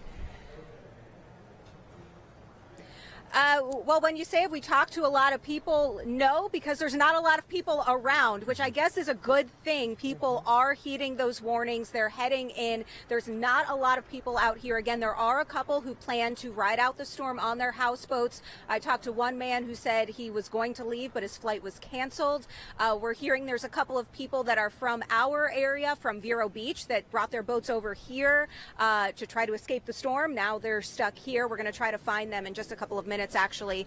But the roads are pretty quiet for the most part. We did come across 1 or 2 gas stations that still had gas, and like we see over in the Palm Beach County area, they were very full, very packed with people trying to get gas. But I have seen reports from some of the local media here that the National Guard is in town. There's still some shelters that are already at capacity. They're opening more shelters right now. So certainly that that panic feeling that you mentioned really is starting to settle in here. They're very concerned about the storm surge. This area, as I mentioned, is part of the evacuation zone. And as Steve said, we're talking possibly more than 10 feet of storm surge. That's incredible. And Stephanie, you hear these folks that you're speaking to who are insisting on staying on their boat. I would imagine there are others in that community who maybe are not heeding the warnings. Do you know if law enforcement will be doing any kind of sweep to really reinforce this? We've been hearing it from state and local officials around our area and our community, but perhaps that messaging, needs to be really driven home. Will they be doing any kind of sweeps to remind these folks, hey, we're really serious? Yeah, we haven't seen anybody yet. I saw a couple of police officers as we drove through the downtown area. It didn't look like they were coming over here to the boat docks. There are a lot of boats out here. Again, some of them people are staying on, some of them they are not. But a couple of people have said, they don't have anywhere else to go. They have the man we spoke to earlier. He has a dog too. He doesn't want to leave his dog. He doesn't want to leave his property, which is his boat. We also have talked to somebody else who said that he may try to go inside one of these buildings if things get really bad, inside a parking structure. So we haven't seen any law enforcement in this area right now, but that's not to say that they won't come back through here maybe even later this afternoon as we get even closer to the storm. Stephanie Susskind in Fort Myers for us tonight. Stephanie, thank you very much. Stay safe. We'll be talking to you throughout the duration of the evening and afternoon. It's important to note as we send our crews into harm's way, Stephanie has a safe place where she'll be going, where she'll be riding out the storm as well, capable of withstanding Category 5 winds.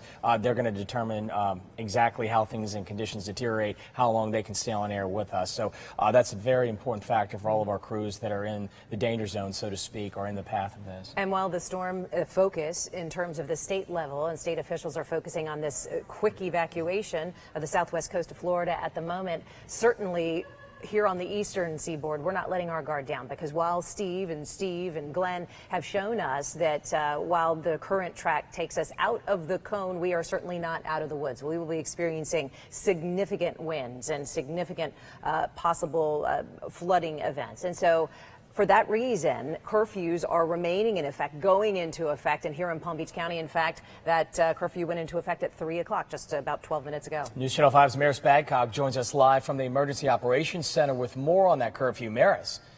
So that means if you are out after 3 o'clock, police could actually choose not just to issue a motion to appear before a court, but they could take you to jail. Now, right now, only legitimate crews are allowed to be on the roads right now. And when Florida is in a state of emergency and a curfew is in effect, the sale and distribution of alcohol and the sale and or display of firearms is also prohibited.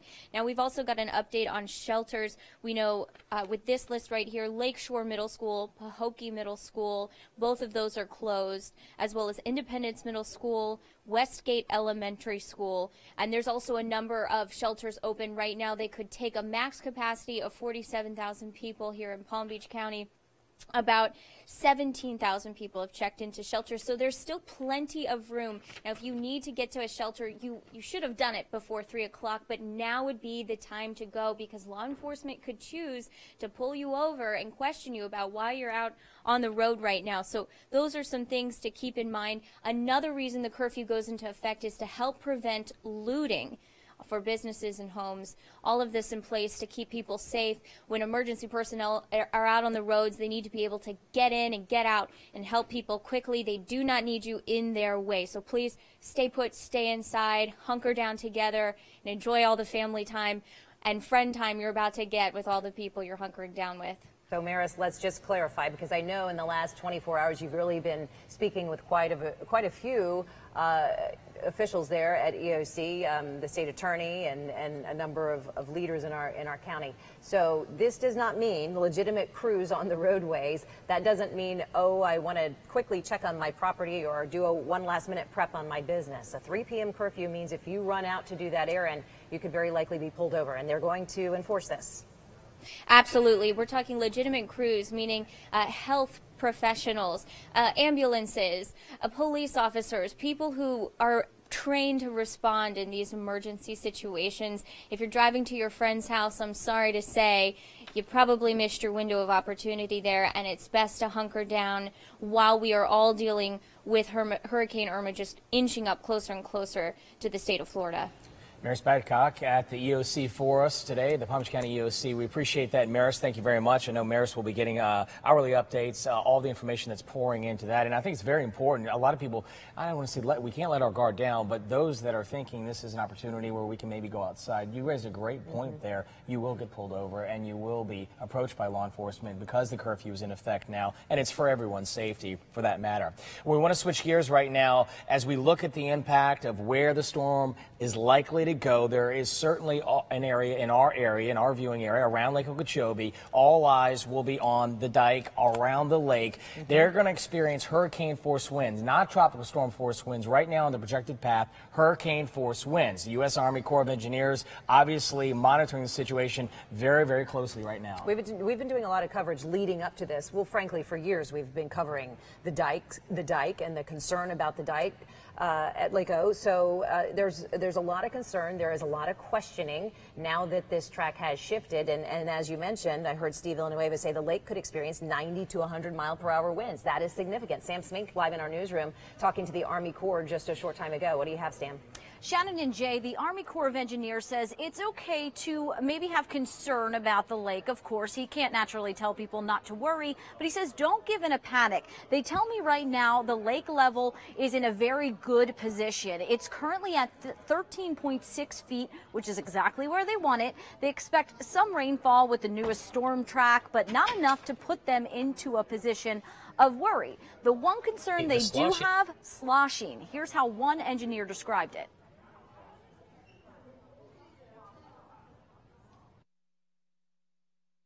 The sloshing effect on the lake is when the winds stack up water on one side of the lake. It also pulls down water on the other side of the lake. It's similar to sloshing water around in a bathtub. It'll go back and forth a little bit, and you'll have wave run up from the storm pulling water to the west side of the lake if the storm's on the west side of the lake. That wave run up can cause overwashing into construction sites, and it'll wash up onto the dike. They very strongly believe in the integrity of the dike right now, and they said they're not too concerned about that. They are continuing to monitor the storms, of course. They did say the construction sites could overflow water into neighboring communities, but most have walls around them, so that shouldn't happen. Shannon? Sam, real quickly, what about the communities around the lake? Are they doing anything differently in light of the fact that the storm track has shifted in the last 12 hours? So most of the communities around the lake, Glades County, Okeechobee County, starting yesterday, they were asked to evacuate. So most of them are gone. The Army Corps of Engineers says growing up around the lake or living around the lake, you should have maybe put some sandbags down or done something to prevent some of the flooding coming in. But like they said, they're more concerned about the sloshing, which would be kind of a wind-driven rain, which property insurance companies will cover. But for now, the Glades and Okeechobee have evacuated. The Army Corps of Engineers says that was absolutely the right thing to do, just in case. I mean, this storm is so unpredictable. But they said at this time, the lake level itself is in a really good place. And so even if they get a few feet of rainfall, you're not going to see that lake per se overflow. It's more of that sloshing, that bathtub feeling, you know, going back and forth, and that overflowing into those construction sites where you could get some of the dirt and the mud. But they said those construction sites they've talked to the companies that own them over the last few days, and they've kind of done more to protect the barriers so it doesn't get into those neighboring communities and those homes. Sam Smink in our newsroom right now. Sam, thanks so much for that vital information. Certainly a spot that everybody will be watching, including the Army Corps of Engineers. As we monitor conditions at this hour at 3:18, many of you are losing power. We're getting reports in South Palm Beach County as the outer bands begin to make their way in. Those bands will bring some gusts, heavy gusts to us. So we're seeing on our Facebook streams right now a lot of comments about people who have lost power or have lost their cable or dish signal. You can watch a continuous stream of our coverage on Facebook, on our WPTV app, YouTube, or on our website, WPTV.com. Let me repeat that. Facebook, our WPTV app, YouTube, or our website, WPTV.com. If you lose power or your TV signal at any time this weekend, you can turn to all of these platforms. And if the storm hits and you lose signal, then you can also turn to our radio partner, ESPN 106.3. They'll be carrying our stream as well for you there. And be sure to keep your phones, your tablets, your laptops, keep them charged right now so that you're able to stay with us. As we send you to break right now, live pictures from Singer Island. We'll be using this spot frequently during the course of the evening and afternoon, for that matter, and all through tomorrow, as you can see the Atlantic Ocean beginning to pick up a little bit before Mother Nature roars. Back with more in a moment.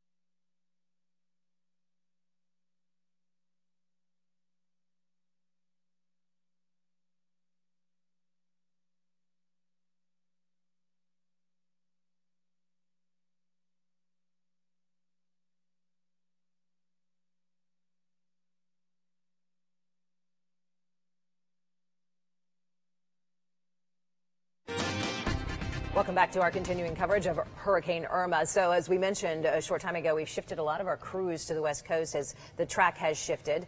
Our Chris Stewart headed out to the Tampa area earlier this morning, and he's made his way across the state. He's been monitoring a lot of the evacuations and a lot of the traffic as a result. Especially on I-4 right now. Let's go right to his story that he filed earlier. We continue to make our way towards the Tampa area. We're in Lakeland right now, and as you look at I-4 behind us, that is the story. What appears to be just a mass exodus of people leaving the Tampa area and leaving the forecast track that Irma is on right now. You know, the interesting thing about it is so many people that we've run into at rest stops on the way had left our viewing area, the Palm Beaches and the Treasure Coast, for Tampa earlier this week. It took them hours to get there. You remember the scenes of it being a parking lot heading in the other direction, and now you're taking a look at almost just a complete 180 of that. People we talked to who say they woke up this morning, saw the new forecast track, said they are not going to take any chances. A lot of people also we've been seeing taking their boats inland as well. That's where this road goes, connects Orlando to Tampa, and people not taking chances with this new forecast track, making the quick decision today to head back towards our area, head inland, head to South Florida ahead of Hurricane Irma. In Lakeland, Chris Stewart, WPTV News Channel 5. And we know this story, right? Eastern Seaboard, we've been doing this for the last couple of days, so we know that that picture will get more and more congested in the next 12, 24 hours. Well, the first images coming out of the U.S. Virgin Islands show what Hurricane Irma is capable of. You can see structures with the roof and windows just ripped off, debris scattered everywhere, trees without leaves left on them at all. And some people visiting from the lower 48 had to shelter in their hotels. They're now recounting their terrifying experiences of riding out Irma. It's one of the scariest moments, I think, of my life. For hours. It went on for hours. I didn't think it would ever stop. had us in the grand ballroom to begin with, and then they felt it wasn't safe, so they moved us downstairs. Well, we looked outstairs or outside through the docking area down there, and the whole chunk of that ballroom had blown out. It's unbelievable to hear people talk about that. It also brings up disturbing memories of everyone, including my parents, after Hurricane Katrina. They were about 50 miles north of New Orleans, but the sounds and the feeling that you have during these storms when you try and ride it out, it's hard to describe to people who choose to stay. But it can be a moment in your life that you'll never forget. And for these people, especially in a foreign country here, you know, obviously St. Thomas, the U.S. Virgin Islands, I shouldn't say foreign country, but, you know, away from the mainland, in an area that's foreign to you, you don't know exactly where you're at, and in times of need and in dire circumstances, you know, it's so important to have that comfort around you. And when you don't have it, it can make it that much worse. Well, and you look at those pictures, you know, they were there on vacation. Yeah. Many of them were on vacation just the day before. Beautiful tropical setting, and you walk out and it's just, you know, a disaster. Hoping that they can make their way back to the mainland safely, and we'll certainly keep tabs on those travelers. And reconnect with their loved ones. We want to monitor conditions right now with Hurricane Irma. You can see on the graphic, inching ever so closely to the peninsula. And let's welcome in meteorologist Steve Weigel for his shift tonight. Steve, welcome aboard. Where are we at right now? Not tonight yet, Jay, but it feels like it, doesn't it? It's ongoing. It feels the shifts are just running together right now. Ongoing, yeah. I don't even know what day it is. But, you're right. I think a lot of people are in that situation, I think you're Steve, right. You know? Yeah. It just feels like an endless day.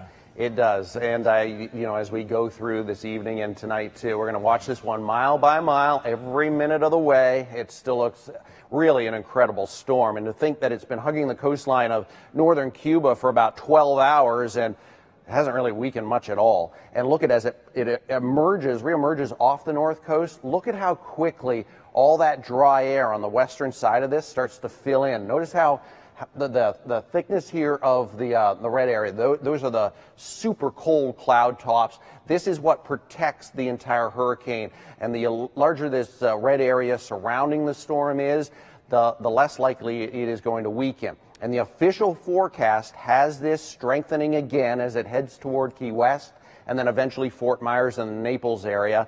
And I'll tell you, it's certainly doing it right now. I mean, almost any other storm that I have watched in the last 25, 30 years would have taken a big hit on a track like this where it's half over land, such a long period of time.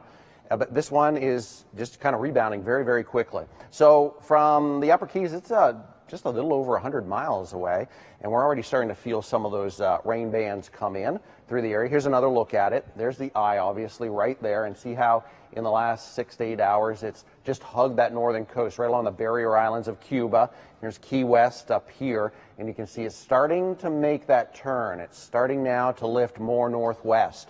And that's what we've been waiting for with this hurricane. There's very high confidence in the computer models at this point, and the official forecast track has it 125 miles an hour, moving west at 9. Although I think with the next advisory, we may see more of a west-northwest component to this, as it at least, here's what happens with the Hurricane Center. The hurricanes, especially these large ones, go through what we call wobble. So let me go back a frame or two and you can see this. It doesn't follow exactly on a western or a west-northwest track. There are little bumps in the road, if you will. There was actually quite a significant one last night.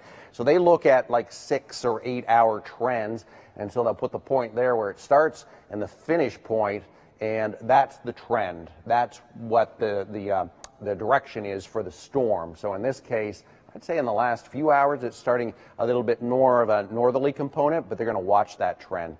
But it definitely looks, and it is expected to make that west-northwest turn and eventually toward Key West. That happens overnight. So it's a Category 3 along the north coast, and here's the track for it. So Key West, or in that area, the lower Keys, that's Sunday morning around 8 in the morning, Category 4.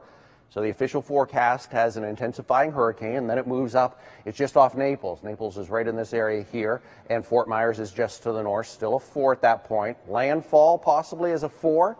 That's Sunday, 8 p.m.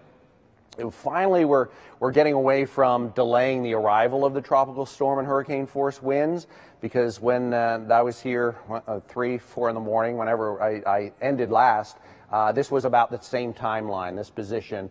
Earlier in the week, this was Sunday morning initially, and then it was Sunday afternoon, and now we have Sunday evening. And I think as this storm obviously is just a couple hundred miles away, we're going to keep that timeline, which is good because a couple of things are happening here.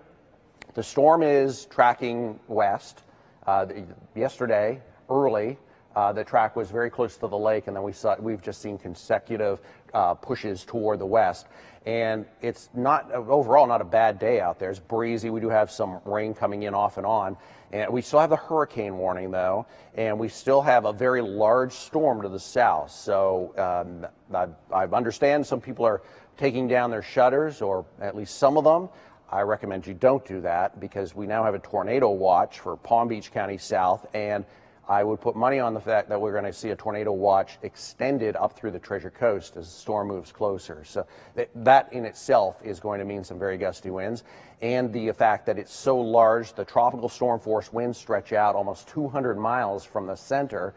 And what will happen here, I expect, is that this storm is going to tap into the warm Gulf Stream waters and bring some of those feeder bands in along the coast. If you were here in Irene in October '99, that was a storm that probably in the record books goes down as a tropical storm coming through here, but it had hurricane force wind gusts, and they came in off the coastline and just wrapped around the storm. And I see that scenario possibly happening into late tonight and into tomorrow. So leave those shutters up until the hurricane warning has been discontinued.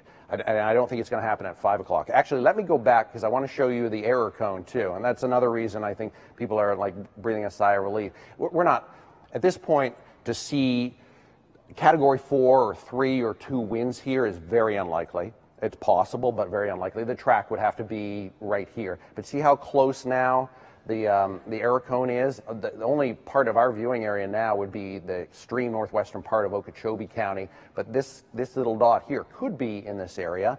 You know, folks in Fort Myers and Tampa were breathing a sigh of relief a couple of days ago, and now they have a Category 4 hurricane headed their way tomorrow. Here's the timeline the computer model tracks, and they've all pretty much adjusted west once again. There's a pretty good distance between the western side of the lake, and that's a GFS model right there, that teal color. And the official forecast is showing up in red here, even some of the models just offshore. In fact, the official forecast has the center of the storm staying offshore until it gets up around Tampa or even north. But on this track, I think it'll just kind of clip the coastline, some of the barrier islands on the west coast. So they're looking at a pretty significant weather event. And why is that important? The farther off the coast this stays, the more storm surge they're going to see. Southwestern Florida, Fort Myers, Naples, the most susceptible area to storm surge in the entire state. Storm surge will go in miles and miles and miles in a Category 4 hurricane. I was actually looking at some of the Collier and Lee County maps, evacuation maps this morning. We're talking 15, 20 miles, some of these spots, because it's so low-lying, and they have that inland waterway that heads toward Lake Okeechobee that you can boat in, and that will, you get two things going on there. You have the water actually coming in, the storm surge coming in toward Fort Myers and arriving there, and then you have the rainfall that is coming the other direction. In some computer models have over 15 inches of rain in that area, and the combination of both of those is going to cause some pretty significant inland flooding. Now, we still have a pretty high chance for tropical storm force winds here, looking at about 80 to almost 90% and almost 100% for around the lake. We're right on that edge of the wind. So those are 39 miles an hour starting. That's not going to do any kind of structural damage, or shouldn't, but it will cause some power outages, and it could bring down some tree branches. And if we get into strong tropical storm force winds, we could be dealing with the trees down and that sort of thing. That's going to cause some additional issues. So we're watching closely. Difference between 10 miles an hour in a wind speed is dramatic. It's the difference, especially when you get up over 100 miles an hour, it's the difference between little structural damage to shingles and when you get up around 120, you're looking at some, even solid areas of your house being compromised. But we're not looking at those type of winds on this track, and I don't, at the coast, I don't think we're dealing with that at all. Around the lake, there's a little bit more of a risk with that. And we have a storm surge, highest now on the west coast. There's actually a little storm surge happening here. If you, you may not notice it on the beaches, but in some of the inlets, it is developing. Loxahatchee River, just a couple hours ago, had about a 1-foot storm surge. That's the tide, or the water level above the high tide line. They just went through a high tide there. So there is somewhat of a storm surge, and the hurricane's still to the south. So we're expecting about 1 to 3 feet, maybe a little bit higher here. The problem, even on the east coast of Florida, is that the winds have been just nonstop from the east and the southeast, and that's piling all that water up against the beaches, and that water is going in the inlets like Boca and the Loxahatchee and the St. Lucie, especially the inlets that have rivers tied to them, like St. Lucie and the Loxahatchee, because that water has the ability to pile up in the inlets and go right up into the river, and that's why the evacuation zones extend almost to 95, actually, around Jupiter and Tequesta, because there can be a storm surge miles inland away from the coastline. I don't think a lot of people realize that. I think a lot of people who live away from the coast go, well, storm surge isn't an issue for me. I'm 5 miles away from the beach. It is if you live along one of these tidal water areas like the Loxahatchee and like the St. Lucie Inlet. It can be an issue. And actually, it's a little bit of an issue right now because there is a little bit of a storm surge out there. So I just want to pass that along. And if you're wondering still, am I susceptible to storm surge? All you have to do is look at the evacuation maps, because those evacuation maps are based solely on storm surge and the worst case scenario, and that's why they're broken up into zones. So you get a category 1 or 2 hurricane, zone A or zone B. It's different for different counties, but the maximum storm surge is where it goes far inland, and that's all shown on those evacuation maps. You know, you look at that map right there, Steve, behind you in the west coast, yeah. The pink area there. You know, when we were staring down the 4 a couple of days ago, I live close to the coastline. Michael Williams lives close to the coastline, and we had a discussion. We had these very real conversations with our families, and we were beginning the evacuation process 4 days ago. And you walk through your home, and at the end of the day, when you walk out with bins and you take things down that meant something to you, it ended up just being our photo albums. But you literally lock up your house, and you kind of say, all right, I'm reporting for duty, and you're not sure what's going to be there when you come back. And to think about the emotion, Michael and I both talked about that emotion with your family, and to go through that, and we had time to process it, yes. A couple of days, and then you wrap your mind around it, and you're okay. All right, I got my photos, and so I'm good. Everything else is kind of in God's hands. But you look at the coastline there, and right behind you, Steve, they're digesting all that, and the gas, and the tarps, and the evacuation routes, and all that within 12 hours. I think the big story now will be the number of people who don't evacuate on the West Coast, who are in the evacuation areas, because for several reasons. One, like you said, they're just learning this now because of the shifts in the track in the last 12 hours. And the other reason, they haven't had a significant hurricane in this area. Charlie came in, but it was so fast moving, it caused a storm surge. But this is one that could cause much more salt water from the Gulf of Mexico working inland. It has that potential, and that's something that you got to get across to people. And I think in this case, there's not going to be enough time.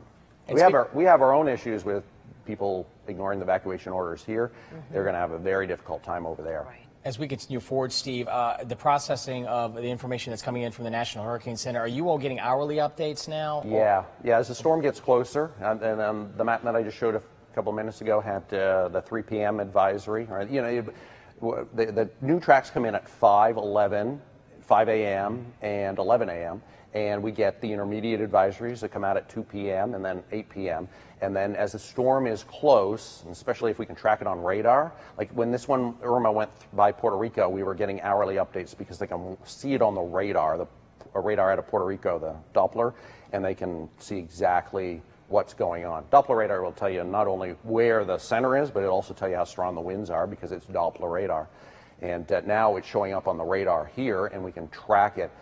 Live Viper 5 Max is the best tool when the storm is close because we can see not only where the center is, but we can see where the real strong winds are in the storm and tell people immediately, this is one of these areas you might want to get in your safe room. That's why when we wrote out Matthew and Francis and Jean, I think you fine-tuned tools since then, Francis and Jean, for sure. I know you've talked about absolutely. that a lot, but that's why you're able to literally say, okay, everybody, now's your safe room. It's so comforting to hear you walk us through that, Steve, and when you start getting into that high wind situation, you got 5 minutes on this. That is so helpful. It's like a lifeline, it really is. Yeah, because most of the storm, you're in an area, you're in a living room, you're in an area of the house where it doesn't really matter, but every once in a while the winds will pick up 20 or 30 miles an hour stronger, and that's when you want to get in the safe room. We talk, but I want to get across that it is a much better situation for us now than it was even 24 hours ago because of these shifts back to the west, and you can see the highest probability of hurricane these are the probability of hurricane force winds, so much, much higher around Fort Myers and Tampa.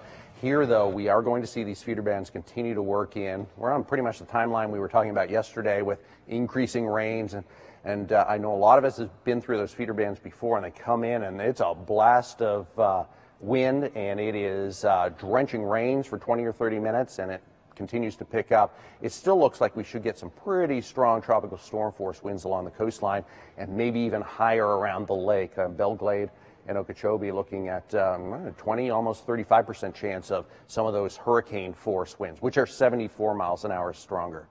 And those bands, Steve, when do you expect the really severe ones to begin? Well, let's see if we can go back to the radar. Not a close-up view, but there's the outer edges of this is already moving in toward Miami. We also have some rain to the north. We're already starting, some of the rain that's around the area now is tied to it too, but each one of these, there's these embedded feeder bands, and well, we've all gone through them in the past, and they come through, and it's one, and then the weather actually kind of tones down a little bit, and then a second one will come through, and it's a lot of very heavy rain and some gusty winds that in this case I don't think are going to cause any kind of structural damage, but are going to be, power outages I think are still likely for this area. Look at how here's the eye right here. So that eye tomorrow is in the morning. Well, it's Key West first, and then it is around the Fort Myers area. So you can pretty much take this and put it right here, and this area right here is now over here, over the Gulf Stream. So the rain is arriving, and it is coming, and it's going to continue to pick up. There's no way we can completely avoid this storm. I think we're not completely in the clear, but as far as the real core, the strongest winds, that should stay to the west of us. We've seen now several, almost 2 days of the tracks now well on the west coast and not even near the lake, which is nice. All right, Steve, thank you. Speaking of those feeder bands, we were just talking to our producer. We're going to be updating you. We're already seeing some power outages due to what Steve was talking about, right? It's incredible as we're talking about lightly starting to see this roll in. We are seeing some power outages. We'll get to that in just a moment. Things will be changing dramatically as we go through the course of the afternoon and the evening. We want to welcome on the phone right now Congressman Brian Mast joining us from a shelter on the Treasure Coast. Congressman, can you hear us? Hey, how you doing today? Good, doing just fine. Thanks so much for your time today. I understand you've been crisscrossing the state here. Can you give us an update on your travels, where you were this morning, and what you're seeing out there? And as you talk to your constituents and people across the state, what are they saying? Yeah, so I've been from the central west coast of Florida all the way over here, back over to the east coast of Florida now. And, one of the things that I guess shows just how prepared we were is really the only folks that I saw on the road in hundreds of miles of travel today were power trucks, tree trimming trucks, in mass coming down and staging, just long caravans of them were for the most part the people that I saw on I-75, on the Turnpike, on I-95. And I think that's a very good thing. There's many of them staged at our Turnpike plazas, and actually our Turnpike plazas still have fuel. If people are still out there looking for fuel, those have fuel, many of them. So that's the bulk of the travel that I saw. It's surprising to see it. So are you saying that you're feeling like most of the West Coast then is sheltering in place or going to local shelters then? As I was on the West Coast, one of the more concerning conversations that I had over there with a number of folks, and I encountered a number of people over there from the East Coast, were that they went over to that coast to shelter because they thought it was going to hit the East Coast. And now they're trying to make that decision of, do they make a last-minute turnaround and come back to the East Coast from the West Coast now, back to their homes? And, it's something that I know a number of folks that I spoke to were thinking about. I didn't see too many people on the road, which tells me they chose to stay in place, but it was certainly a conversation that I heard some people having. On a local, state, and federal level, Congressman, how are we looking right now with regard to resources during and after the storm? So I already mentioned the resources that are coming down in caravan from the north, from states like Georgia and others that are preparing for what comes after the storm. I can tell you that, speaking to a number of folks at emergency operations centers, our different sheriffs throughout the counties that I get the opportunity to represent, and the governor as well, the amount of water that we have in place in different places, the emergency responders that are ready, standing by in case anything goes on. I think we're very well prepared in this area. And again, when you see the way that the community came together, neighbors helping neighbors put up shutters, put up boards, board up their businesses and their homes and share water and make sure everybody has enough fuel. I think everybody came together in a really incredible way. What is your message for folks along the eastern seaboard who were prepping just a couple of days ago to come face to face with a Cat 4 and may now be considering stepping out and letting their guard down just a bit? We're Floridians. We've been through this, and hopefully one thing that we know is not to take our guard down. It can make a difference just the side of the storm that you're on, whether that's just as big a difference as whether the category of storm that we're looking at. We know better than to take our guard down. We're going to be prepared. We put days of preparation into this, and we're not going to fall flat on our face in the last minute. We're going to see this thing through, and then we're going to go through a great recovery afterwards. And Congressman, one final question. Where will you be riding the storm out, and then where will you be during the aftermath? It's hard to say exactly where I'm going to end up, tonight, hopefully at one of our shelters throughout one of the counties. I know I'll be through a couple of different emergency operations centers. Some of the shelter plans have changed because of the category and the movement of the storm, where a lot of places it's just the special needs shelters in different areas. So, we'll see which shelters I can find my way to, certainly hoping to get by and visit a number of them and see other people around. But I'll be around the counties throughout the entire breadth of this. Congressman Brian Mast, we appreciate you making time for us today. Stay safe. All the best. Moving on now into our newsroom. Horse owners are not taking any chances should their animals get loose during the storm. Our Tanya Rogers is in the newsroom right now explaining what you can do with animals last minute and also those power outages we mentioned moments ago. Tanya? Well, definitely. We've been talking about the animals for the past couple of days of making sure if you're able to get them to a pet shelter. First of all, I want to show you mentioned a few moments ago about the power outages. Just want to show you just a little bit about some of the numbers. You can see as we work our way from up here, Manatee County, you can see Martin County, and then look at Miami-Dade County dealing with power outages already. And of course, we know as we go up the coast and especially on the West Coast, we're going to see those numbers even increase. And then talking about the animals, I do want to show you what there is a farmer out on the west coast of Florida in Sarasota, and he has horses and he has pigs, and he was concerned that once the water starts rising, they're going to want to go to higher ground, and so if they get lost, he actually placed his number. And you can see the pigs here too. That way, if they get lost, that he can actually find them and get them back. So the farmer has resorted to this. He's over on the west coast right outside of Sarasota. So Jay Shannon, we thought we had heard it all. I hadn't seen this one. This one's a new one on me. That's one way to do it. Yeah. I mean, it works. Yeah, I had definitely seen that. But we know the pet shelters, many of them are very busy. We've shown some pictures before of the pets and the crates and everything. So we know many of them consider them a part of the family. We want to talk power first before we leave Tanya, right? Tanya, aren't you prepped to talk to us about some power outages? Yeah, and the power outages, as I mentioned before, we're going to see some of that change. Right now, we're seeing that the biggest power outages problems are in Miami-Dade County. Right now, you can see 26,000. And we can just kind of go up and down all the different counties. We have St. Lucie here also is having problems with power outages. Palm Beach. Right here, Palm Beach County, you can see also problems. FPL has said that they will restore power just as quickly as possible. So we know that's just going to be expected. Steve Weagle's been mentioning with the high winds and everything that, of course, there could be power outage problems. So back to you in the studio. Thanks a lot, Tanya. And as Tanya indicated, it will only get worse as we go through the evening and afternoon in this programming. You know, if by some chance you lose power, you can continuously watch our stream. We are on 4 sources right now: Facebook, our WPTV app, on YouTube and on our website, WPTV.com. We'll be reiterating that all afternoon. And when things get into a critical time frame, we're going to link up with 106.3 as well on the radio. They will be simulcasting our coverage as well. So there are a lot of sources and ways where you can tune in to us if you happen to lose power. So we know that the track of the storm has shifted west. We've been covering that for you for the last 24 here. Our Alex Hagan is right around the Lake O area. He's been on that beat actually for months, really talking about the integrity of the dike and turning in some pretty fine reporting. He's been out there checking things out for us today. It is an area, anytime a storm or any time of critical nature comes into play, this is an area, obviously the Corps watching it very closely. He filed this report earlier on some of the residents in and around the Glades communities and what they're doing in preparation for the arrival of Hurricane Irma. I'm standing here on the Herbert Hoover Dike, which protects thousands of people around Lake Okeechobee. We just got some heavy rainfall. It is done for the time being here out on the lake, but we did catch up with some folks here just a little bit ago who were checking out this Florida spectacle before heading inside. So it's just like a March day. It's just about 30 degrees warmer.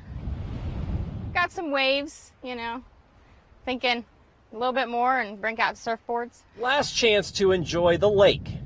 Bridget Howe and her family taking advantage of it. You think the water's going to come up over the rocks?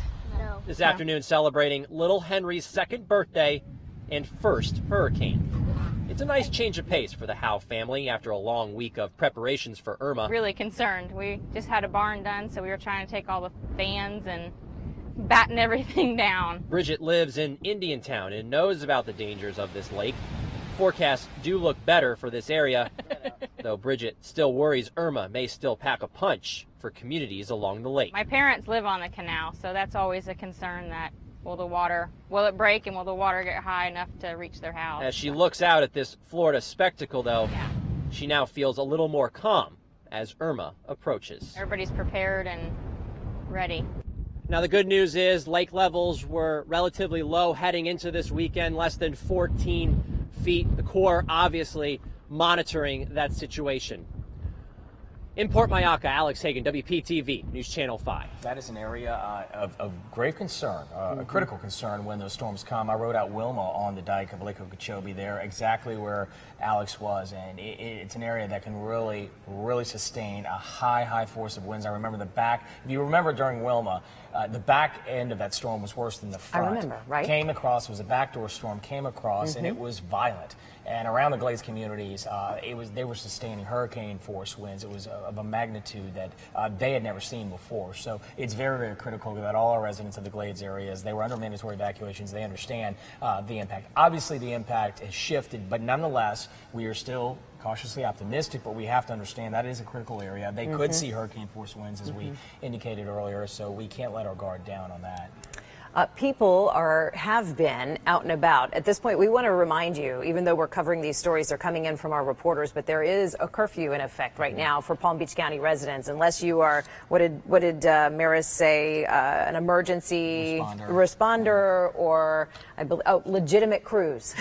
If you're not a legitimate crew, you're not supposed to be out and about if you're in Palm Beach County. However, a short time ago, hopefully it was before the 3 o'clock curfew went into effect, folks were out and about enjoying their surroundings. I believe we're going to Juno Beach, yes? That's right. Perhaps some didn't realize there was a curfew in effect. Our Chance Walser is on Juno Beach right now. He caught up with some wave watchers. Okay, guys, we're here on the northern part of Juno Beach watching the waves get a little choppier and choppier by the hour. The beach is lined with people coming to check things out, checking the conditions out. Among those people is Pam. Pam, you've been here a long time. You've lived through a lot of these types of storms, yeah? Since 1990, all of the storms, Francis, Jean, Wilma, Andrew, Matthew. Now, I talked to one guy who said, you know, a lot of times those storms are more hype than anything, more flash and flame, but he said this one has made a real believer out of just about everybody. How do you see it? It's better now since it's going to the West Coast, not for them, but for us here. But it's still going to be windy and rainy, and everything's up, so why not just take advantage of all of that? It won't be as bad here. Your plans in the immediate future after this interview are to go into the water. I'm not sure how advisable that is. How did you kind of weigh your options there? Well, My son and his wife and their 2 friends are in there, so I have to prove I can go too. Just go dip in and get back out then. Stay safe, okay? Yeah, guys, tropical storm winds coming here from 4 to 8. Curfew, mandatory curfew, is at 3 p.m.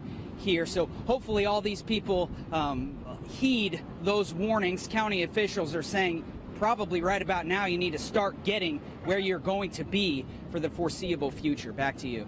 And Chance, thank you very much. And in fact, the same situation, what's happening in Juneau, was happening in Lake Worth Beach. I got photos from some friends of mine earlier today. It was packed. A lot of people heading to the beach to look at the surf conditions.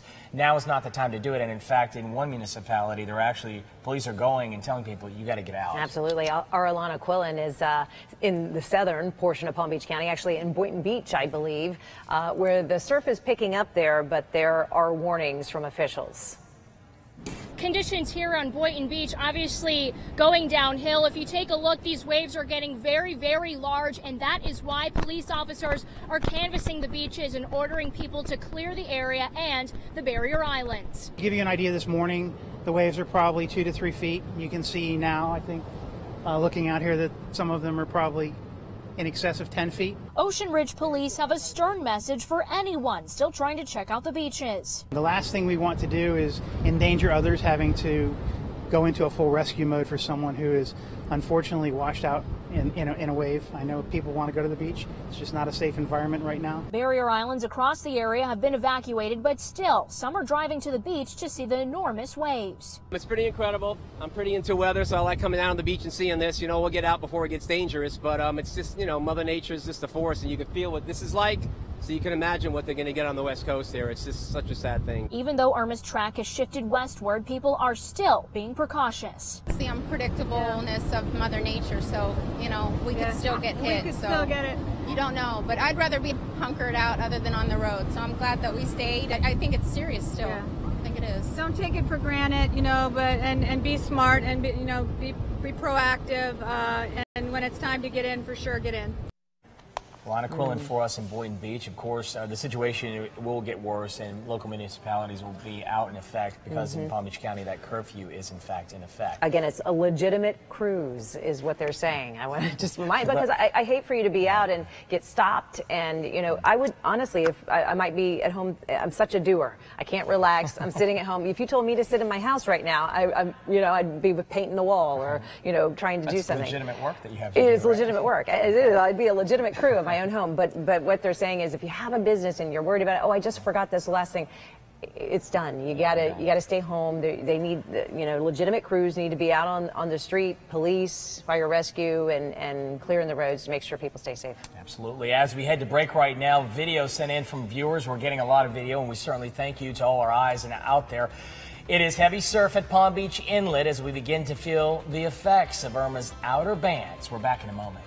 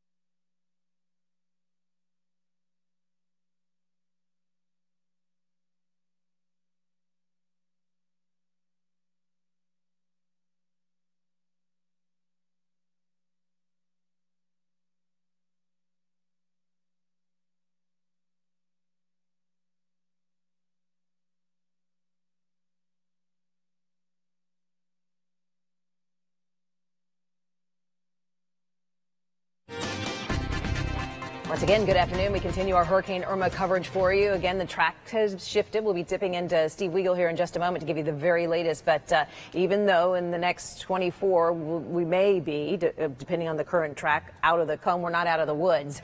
However, St. Lucie County, we just got handed this release. St. Lucie County has lifted its mandatory evacuation order of the Barrier Island, mobile homes, and low-lying areas. However, officials are asking residents to consider keeping in place those voluntary evacuations. Actually, they're saying Barrier Islands, mobile homes, low-lying, they're lifting the mandatory evacuation, but they're asking you really, we'd like to keep it voluntary. So they're saying stay put, basically. At this point in time, I think it is smart just to stay put, but they have to go on the guide of what the information on what they are getting. So that's why they are issuing this. But at the same time, sometimes just common sense would prevail in this case. We want to turn things over to our meteorologist, Steve Weigel, of course, as we monitor the tracks. 4 o'clock right now. We'll get the next update from the National Hurricane Center at 5 o'clock.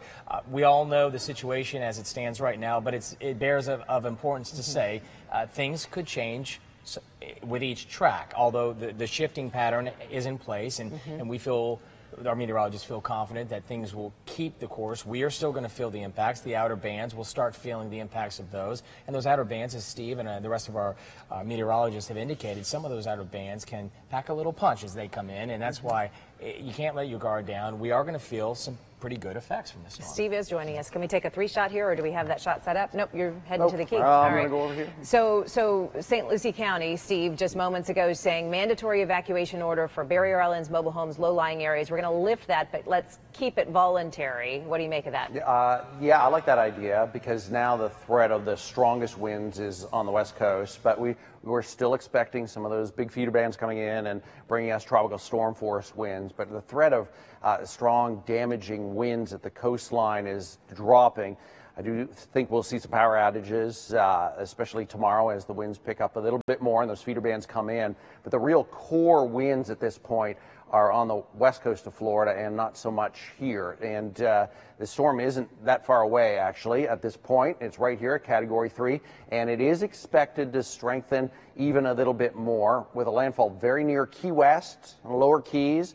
That is tomorrow morning, and now bumped up a category. Then we get into Sunday at 8 p.m., 140-mile-an-hour winds very near the Fort Myers and just passing by Naples. At this point, the center is just off the coast. The eye is just off the coast, and then it tracks toward Tampa after that, getting into Sunday evening and the overnight hours, Category 4, eventually wrapping up pretty close to the Big Bend area, 1:15. That's even Saturday morning. And then after that, it's a big rainmaker up through Kentucky and Tennessee and North Georgia, where it will dump more than likely some big rains. So there's a wider view across Florida with the track. Key West, Fort Myers tomorrow evening, and then up north of Tampa, that is overnight and early Monday. So once it gets going, it races up the state after that, which is nice to see. And the computer model tracks continue to adjust to the west. There's a look at the latest ones, and we have that consistency again. There's a lot of models here, probably 8 to 10 models, and you can only really see a few. So there's a lot underneath. There's the GFS right there, one of the better models in the European model, very close to the official forecast. Track 2. That morning run of the European model came in about 2:30 in the morning, and it had shifted the storm over the Gulf rather than even over land. The center was over the Gulf of Mexico, so there was a pretty good chance they were going to make the official forecast track just offshore, and they certainly did that. There's a look at the radar. There's the eye of the hurricane, so it's starting to pull away now from the north coast of Cuba. And if you remember back 2 and 3 days ago, I said this was the time, this is the most critical time to look for that turn. So the next few hours, it's going to be gradual, but for the next few hours, expecting it to lift off the coast and then head toward Key West after that. So we're looking at this being very near Key West by tomorrow morning. So it's got a little over 100 miles there to cover, and then eventually up after that in toward the Fort Myers area by tomorrow evening.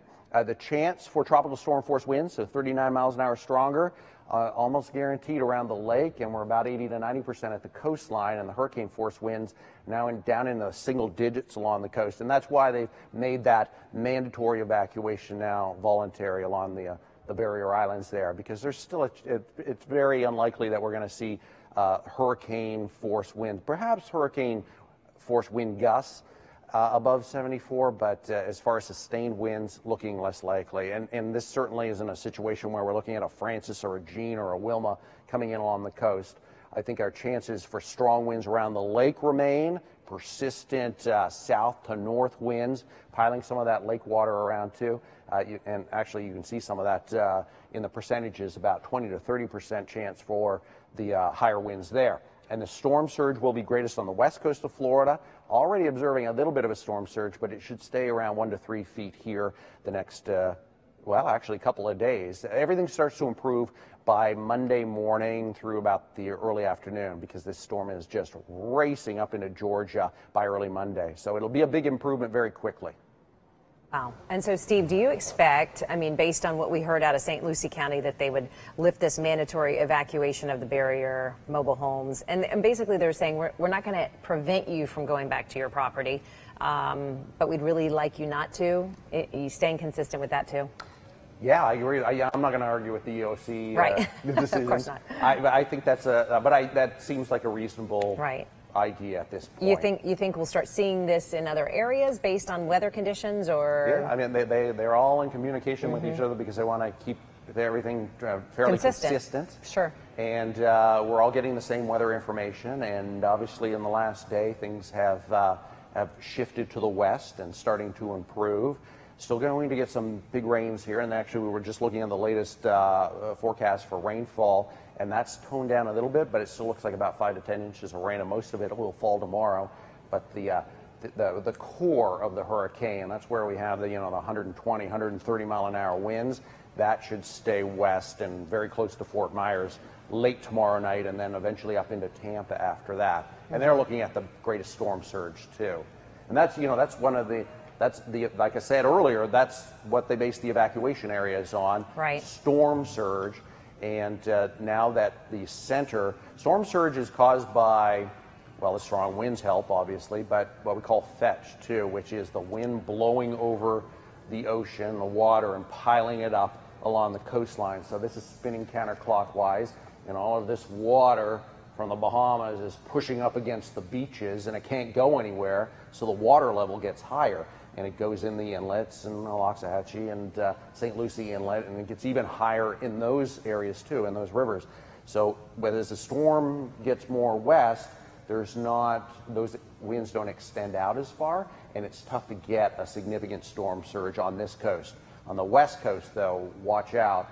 First, what they'll deal with, and they're probably already experiencing it, is actually a lower than normal tide level, because the winds are coming offshore. They're literally blowing the water away from Florida right now. And in past hurricanes, we've noted a pretty dramatic, actually, drop in the where the sea level should be. But then when the eye gets north, those winds are now at the coastline, and they're piling that water up against the beaches, and you get the storm surge then. That's when they'll see their highest storm surge. And the eastern edge, Steve, as you so eloquently mentioned, is the worst edge, and how far out are the hurricane force winds again? The right side of the track, right. It is typically where you get the strongest winds, and hurricane force winds stretch out about 70 miles from the center. So, if on this track, on this latest track, it's unlikely that we're going to get into that 70-mile area. But the tropical storm force winds stretch out almost 200. I think it's 195, 190, 195 at this point. So that it extends pretty much across the entire state. And that's the kind of the sustained wind, but even the outer feeder bands have some really good winds with them that'll come in with the rainfall. And you'll get a pop in some of those 40 and 50 mile an hour winds with those too. And you get up around 50 miles an hour, you're going to see at least some sporadic power outages, and higher than that, it gets a little more widespread. And you were talking earlier about already seeing some power outages in spots. And for us, though, we've done all this work to prep. The message really, the bottom line message from you right now is, let's lock it in, let's ride this out, get on the other side, and then we start talking about. Yeah, especially I get a concern when I hear people taking down hurricane shutters, especially with a tornado watch. Like we're going to have a pretty good tornado threat overnight and tomorrow. I mean, what's the sense? You put all that work into putting up the shutters. Why just wait till the watch is done? And we still have the hurricane warning too. Hurricane warning is in place for a reason. The Hurricane Center issues that. There's a reason for that. And wait till it's dropped before taking down your shutters. Steve, the entire storm team at WPTV here to guide you through Hurricane Irma. Steve, thank you very much. Great advice. We will talk to you in just a few minutes. You know, we've been talking about the Glades area and how the critical need, the critical area that we're identifying and looking at. Alex Hagan live in the Glades right now with more on how people out there are preparing for Hurricane Irma.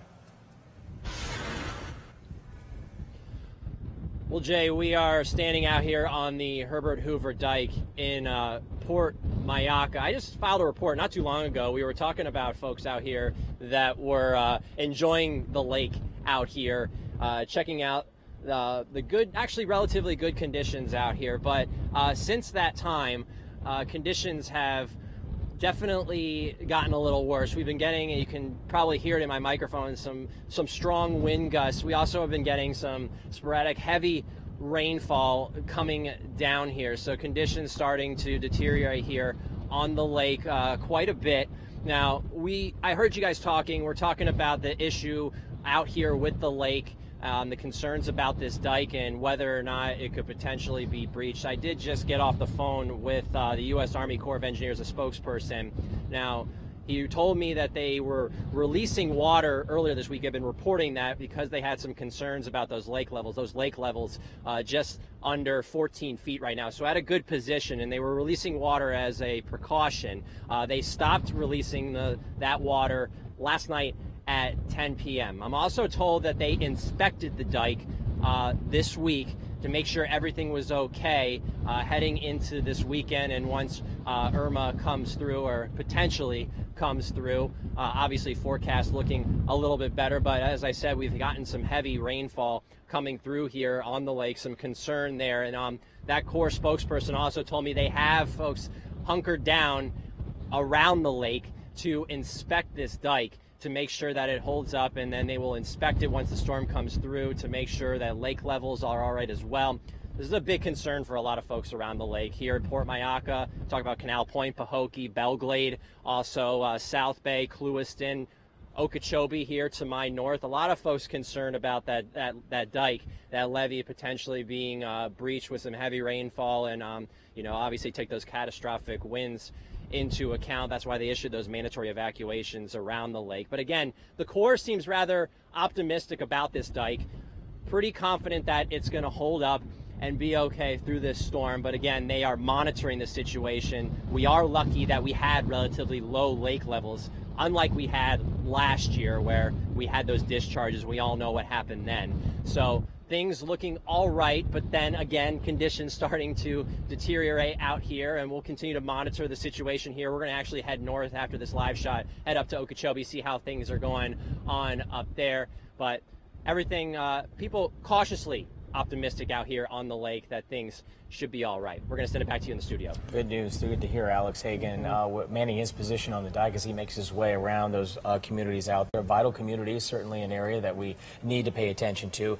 We want to welcome in our Fox 29 WFLX viewers right now. We are now currently simulcasting on WPTV and WFLX. I can't say this enough. If you lose power, because we will eventually during the course of the afternoon and evening, if you lose power, our continuous stream of coverage takes place on Facebook, our WPTV app, YouTube, and on our website, WPTV.com. Lots of sources, lots of ways to keep in touch with us, WPTV or Storm Team, guiding us through the evening and night as all these feeder bands begin to make their way. And if you're just joining us, we've already had power outages reported. We've already had reports of cable outages. And so we'll be sharing with you a number of platforms. You can go ahead and get dialed in as we ride this out of what's to come from Irma. For our communities, we'll be able to provide you continuous coverage so you know what's happening and when it's happening, more importantly. So some new video is coming into our newsroom right now. The surf going ahead. It's, as we mentioned, here we go. The surf starting to hit those highways in the Florida Keys right now. Hurricane Irma expected to hit there officially Sunday, making landfall sometime Sunday morning, packing winds of more than 110 miles per hour. But this is a glimpse. This is the first little blow. Earlier today, the Keys were already feeling the impact of Hurricane Irma's outer bands, as you can see. As the rough surf pounded the rocky barrier along, this is Highway 1, of course. If you made this drive, you know it well. Looks a lot different, doesn't it? Usually it's a bright sunny day when you're heading down that stretch. Emergency officials do expect Irma to bring storm surges of up to 15 feet high in this area, 25 inches of rain. So you can imagine what this is going to look like in about 48 hours from now. The last evacuees did leave the Florida Keys today ahead of the storm. You see them there getting out.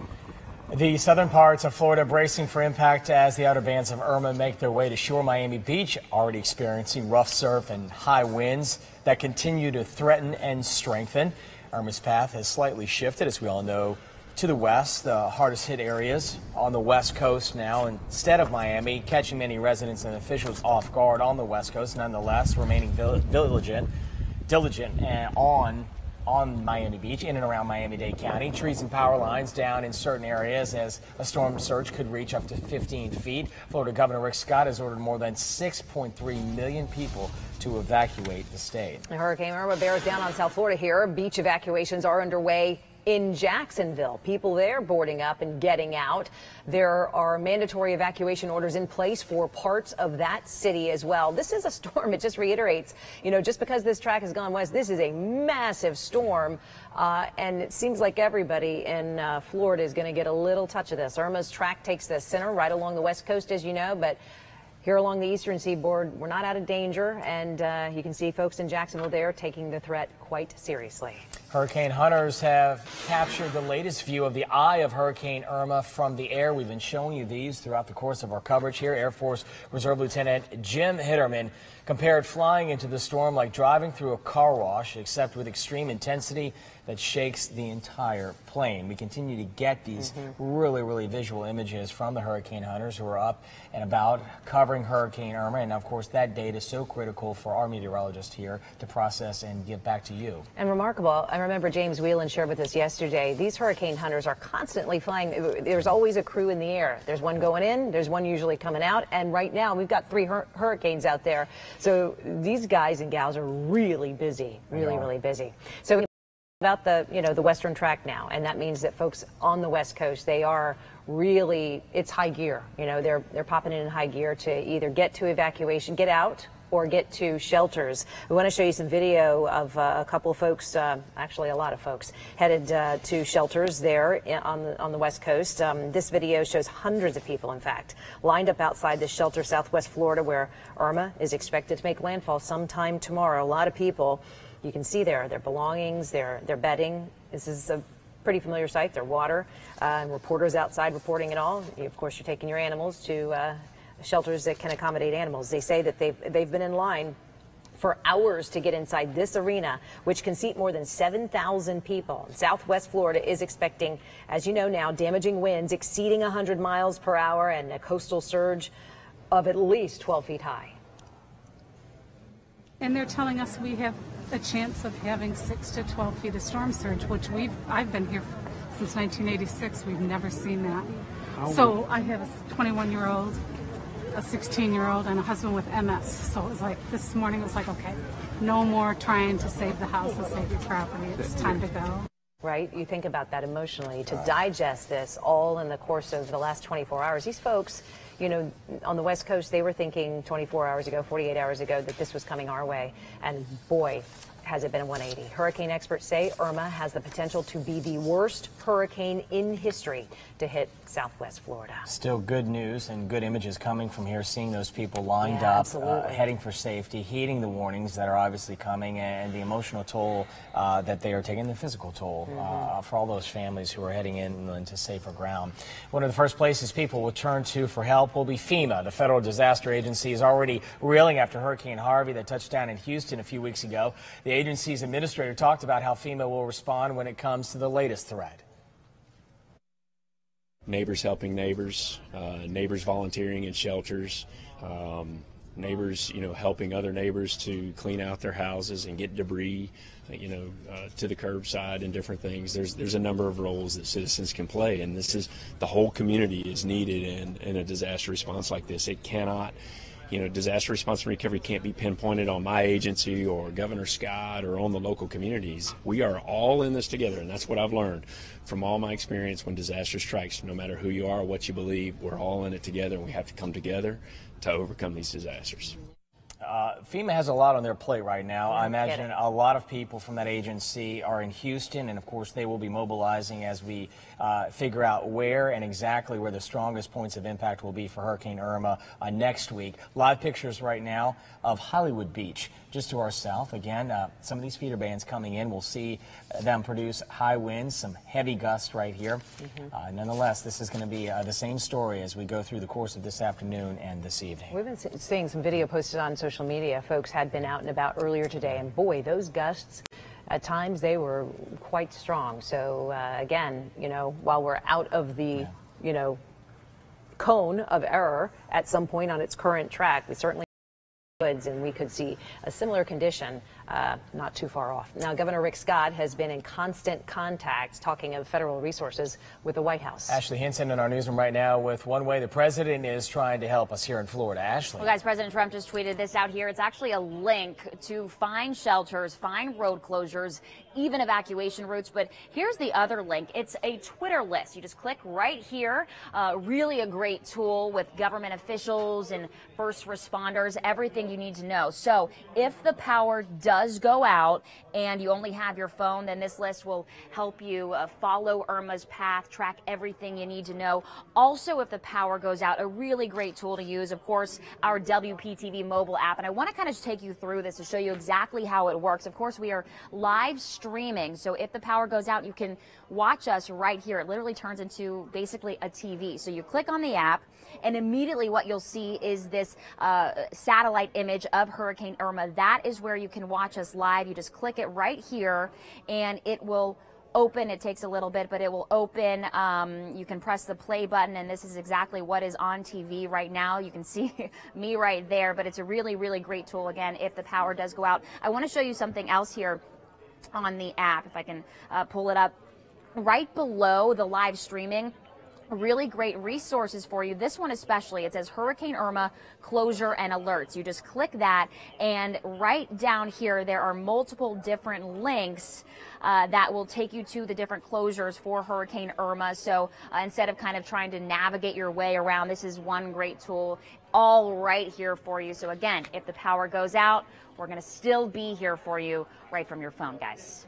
It's the reason why you should be right now making sure that all of your devices are fully charged, and you got some backup, you know, batteries as well. So that is a fantastic resource. Ashley Hinson in the newsroom. Thank you, ma'am. I want to go now to Steve Villanueva with an update on Hurricane Irma for our Spanish-speaking viewers. Steve. Of course, very important. We have a lot of viewers who speak Spanish, and they need the information as well. Buenas tardes todos. Steve Villanueva acá. Por ahora, el huracán está al lado de Cuba, como a 200 millas al sur de Miami, pero viene para el estado. Pero aunque el huracán Irma se está moviendo al oeste de la zona, seguiremos viendo mucha lluvia y fuertes vientos. La tormenta llegará mañana por la tarde cerca de Fort Myers.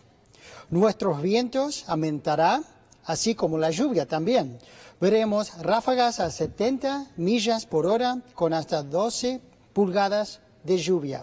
Quédense en la casa hasta el lunes cuando la tormenta se aleja. Nueva, thank you so much for translating for our Spanish-speaking audience. It's really critical information we're trying to communicate, so we appreciate you stepping in and sharing that with us. No problem. All right, so as the storm's track has shifted west, some of our crews have shifted west as well. We've talked to Stephanie Susskind earlier. She was near a marina there. We want to bring her back into the picture. This is an area that will be hardest hit, as we all know, on the current forecast track. Stephanie, how's the situation looking out there since we last spoke? Hey, Jay. Well, we've seen a little bit of rain since we last saw you. That rain has dissipated, really just some drizzle out here. But you can see the water is certainly getting more choppy out here. In fact, this one boat, it is tied down, but it is certainly rocking a bit. We are in downtown Fort Myers. This is the Fort Myers Yacht Basin, and this is the Caloosahatchee River that we are on right now. And we are expecting storm surge in this area as well. And we introduced you to one man who was staying on his houseboat, even though this area is part of a mandatory evacuation. Those evacuation orders put in place this morning. And I want to introduce you to another man right now. This is Brian, also choosing to stay on his boat. And Brian, you were telling me that you really feel this is a safe place to be. Well, it is a federal safe harbor, for one thing. And like I said, Okeechobee's rising, but we're dropping. because it's pulling the water out because of the circle. And then we'll go up probably tomorrow, and all it's a matter of is adjusting lines and fenders. That's it. So tell me a little bit more about what you did, because you really put a lot of work in here tying things up. Put the wood and additional fenders all the way along the boat. And if you go up to the other boats that are on the inside here, because we're only single tie. Other boats have 2 ties if you go to over there. And this way we're covered, and like that guy, he has no fenders. He's in big trouble, that little sailboat. He's going to be one of the broken ones. Yeah. And as you're out here, over the next couple of days, the storm surge, obviously something that a lot of people are worried about. But you say here in your boat, you're not worried about that.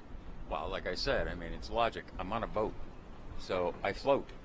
And it's the houses that are in trouble, not me. So, and the storm surge, I don't think it'll come up that high up here. I really don't. Because we're 18 miles up. I think you knew that, actually. And you've been through a lot of this before. Sandy, really anticipating Sandy, and we got like an inch of water on the dock. I was quite disappointed. But then when I saw what it did in New Jersey, I was quite happy. So, yeah, balances out. So you're here for the long haul? Oh, yeah. There's a whole bunch of people. And then the ones that are here, we'll just go check up on all the other boats. And it's what you do when you're a boater. So, and it's a 70-foot boat. I'm pretty safe. So. All right, Brian, thank you so much. And we wish you the best, staying safe out here. Now, again, this area is part of a mandatory evacuation that was put in place today after that storm track really did shift west a little bit to impact southwest Florida with a greater impact. So people are filling up shelters throughout the Fort Myers area. There's a couple of shelters that are actually at capacity right now. The county is opening a couple of more. We've seen the National Guard is in the area. We also actually just saw Anderson Cooper a few minutes ago of CNN. He is in town as well, right here in the city of Fort Myers. So a lot of attention now on the city of Fort Myers as we start to follow what Irma's track will be. Back to you guys. Stephanie, we want to hang with you for just a moment because we want to bring in Steve Weigel based on the interview you just did with that gentleman, because the numbers are not, vetting out to, the conversation you just had with him. So Steve is prepping for that. We're going to bring him into the conversation. We'd like to stay with you. And as are you there? Talk now, yeah. Okay. Steve's ready to talk about that. The interview you just had, Steve, I think you came in on the back end. You were busy working with your storm team. I think what was disturbing about it was to hear a gentleman on a boat saying that he was going to be safer on a boat than he would be on land. Steve is in now. Steve, your thoughts on that? Well, he has a Category 4 hurricane headed his way, so that's going to be an issue for him, even if he's, in fact, he said he was 18 miles inland, I think. So he's now put himself on the right eye wall, the eastern eye wall of the hurricane on the current track. So he's got a couple issues going on here, and I think this is going to be the issue for Southwest Florida. People just haven't been through a big storm, a lot of them in a while, and they just don't understand what's happening. The last place you want to be is on a boat with a Category 4 hurricane heading your way. So let's take a look at the wind gusts. This is the European model. This is the model that the Hurricane Center's pretty much based every forecast on for the last couple of days. So we've got the timeline here. There's Saturday, so that's noon hour. So let's advance it a little bit as we get into tonight and tomorrow morning. So the Keys looking at 111 mile an hour wind. Fort Myers now 64, so we're strong tropical storm force. And then the eye heads toward Fort Myers. 144 mile an hour wind on the right side of the eye here, or the left side of the track. I should say the right side of the track, the eastern side, right in this area here. That's where you'll see your strongest winds.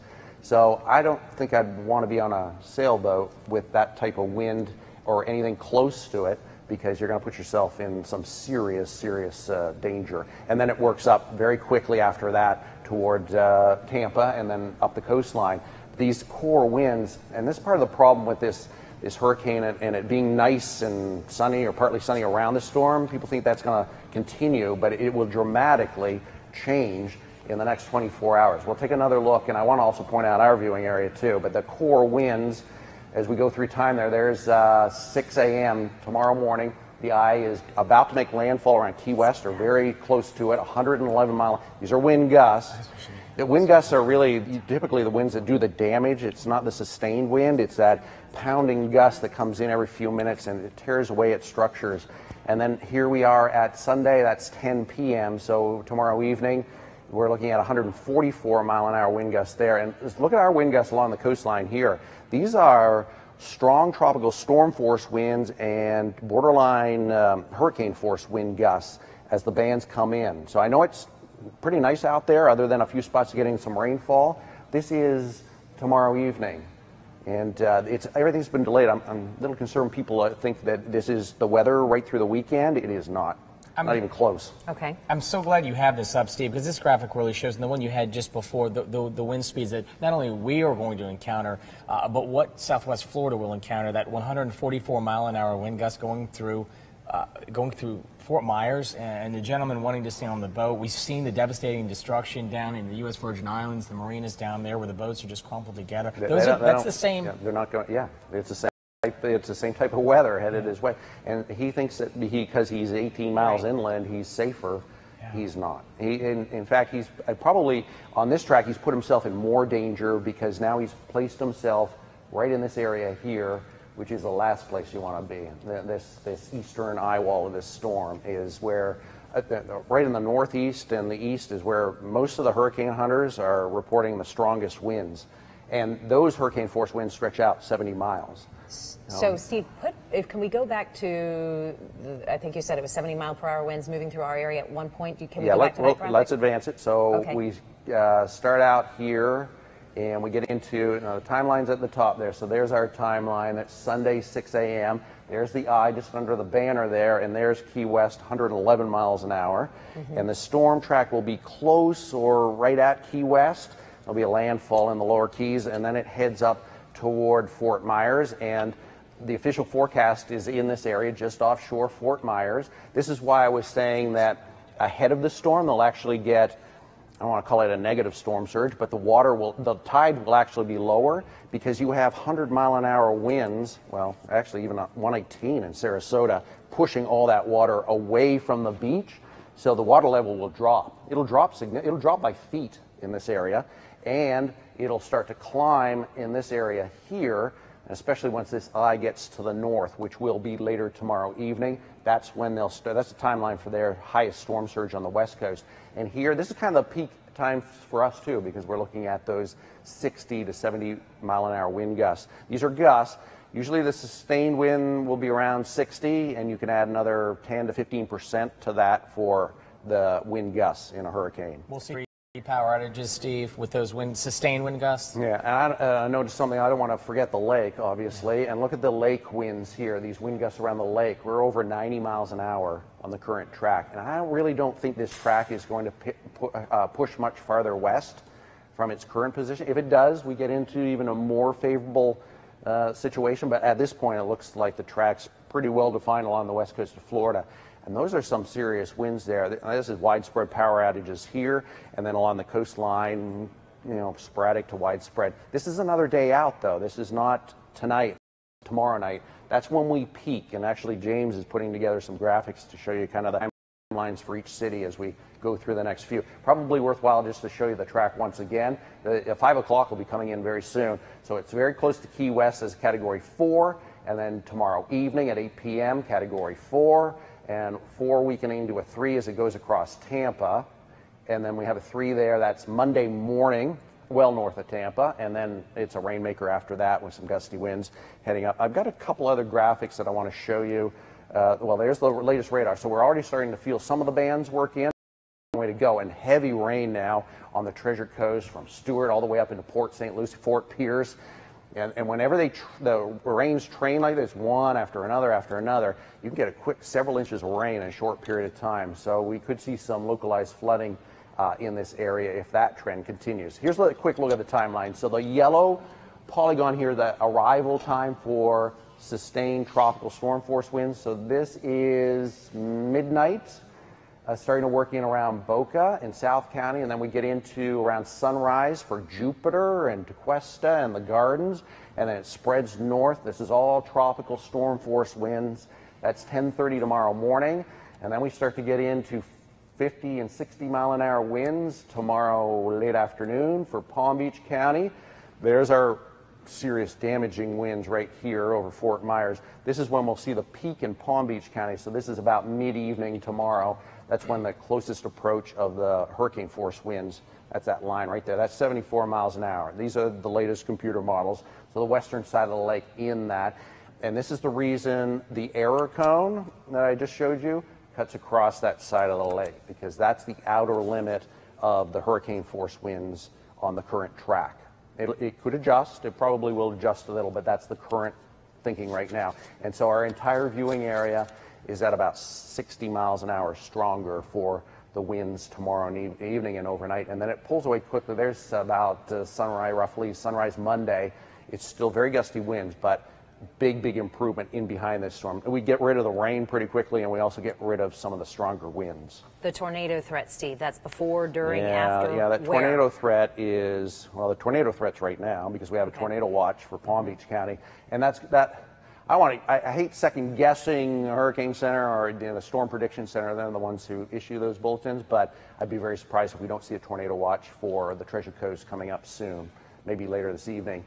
But you need two things for tornadoes to form. You need upward warm air rising in the atmosphere. We certainly have lots of that. We have lots of storms out there. So that's happening. And the other is wind shear in the atmosphere.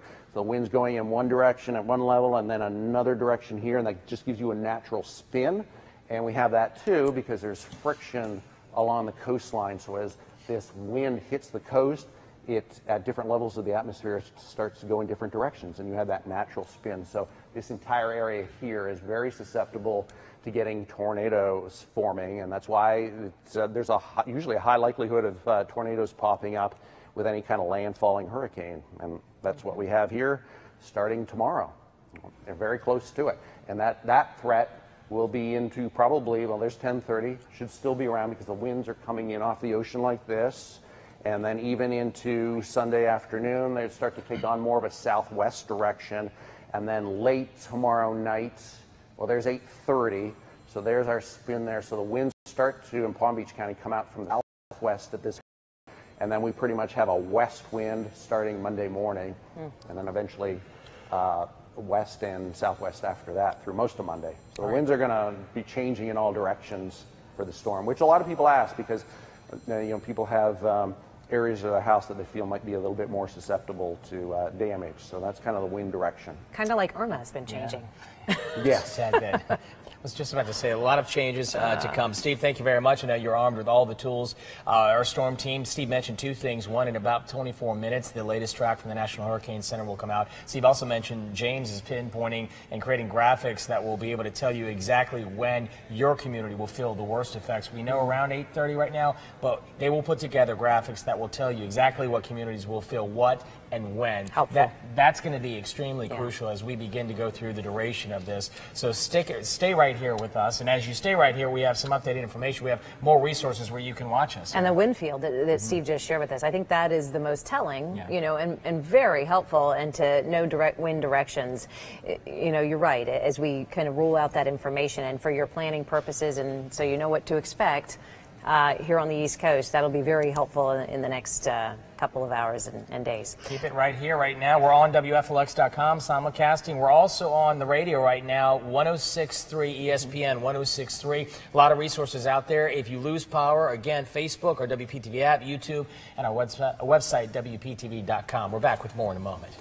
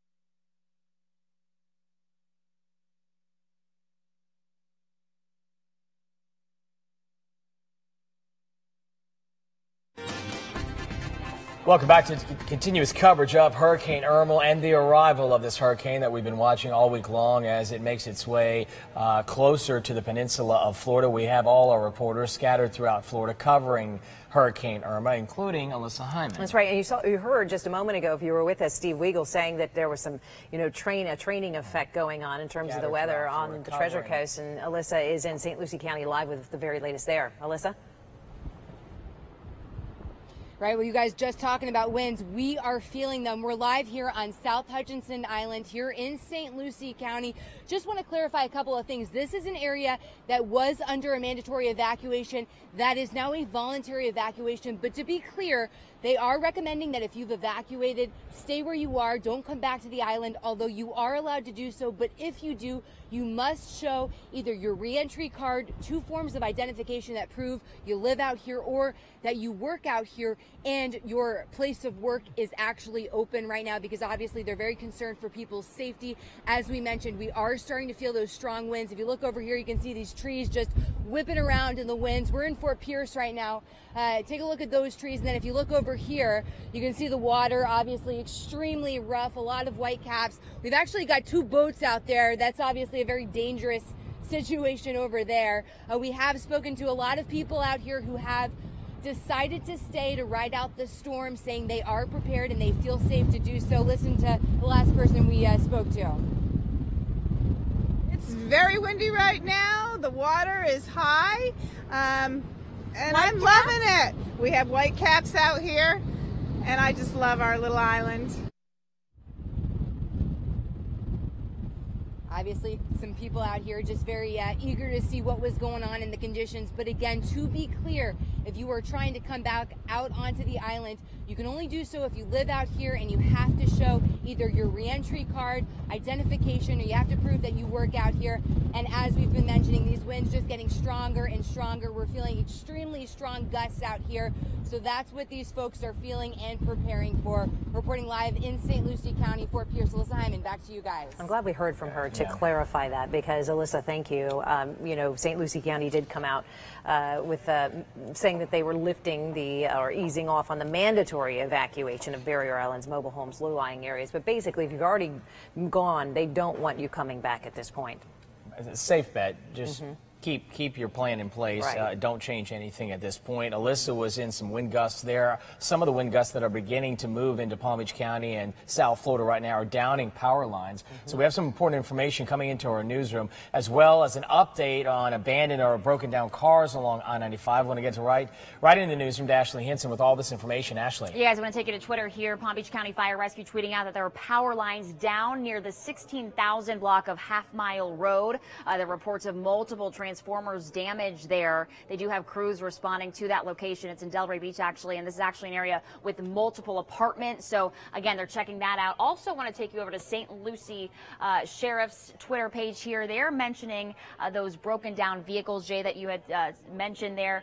If your vehicle was towed off of I-95 by FHP, here is the number to call and kind of get in touch with them. That's 561-357-4000 for that location. So again, if your vehicle was towed off 995 by FHP, you can call that number. Again, so just the latest of what's happening out there as Hurricane Irma continues to inch closer to South Florida, guys. Ashley Hinson in the newsroom for us. Thank you. Down lines in Delray Beach, these wind gusts picking up. Steve, you just got some brand new information. Yeah, look at the radar behind me. 70-mile-an-hour at the Fort Lauderdale Airport. So if you're taking down your hurricane shutters, you might want to put them back up. Let's take the radar full here. This is Live Viper 5 Max.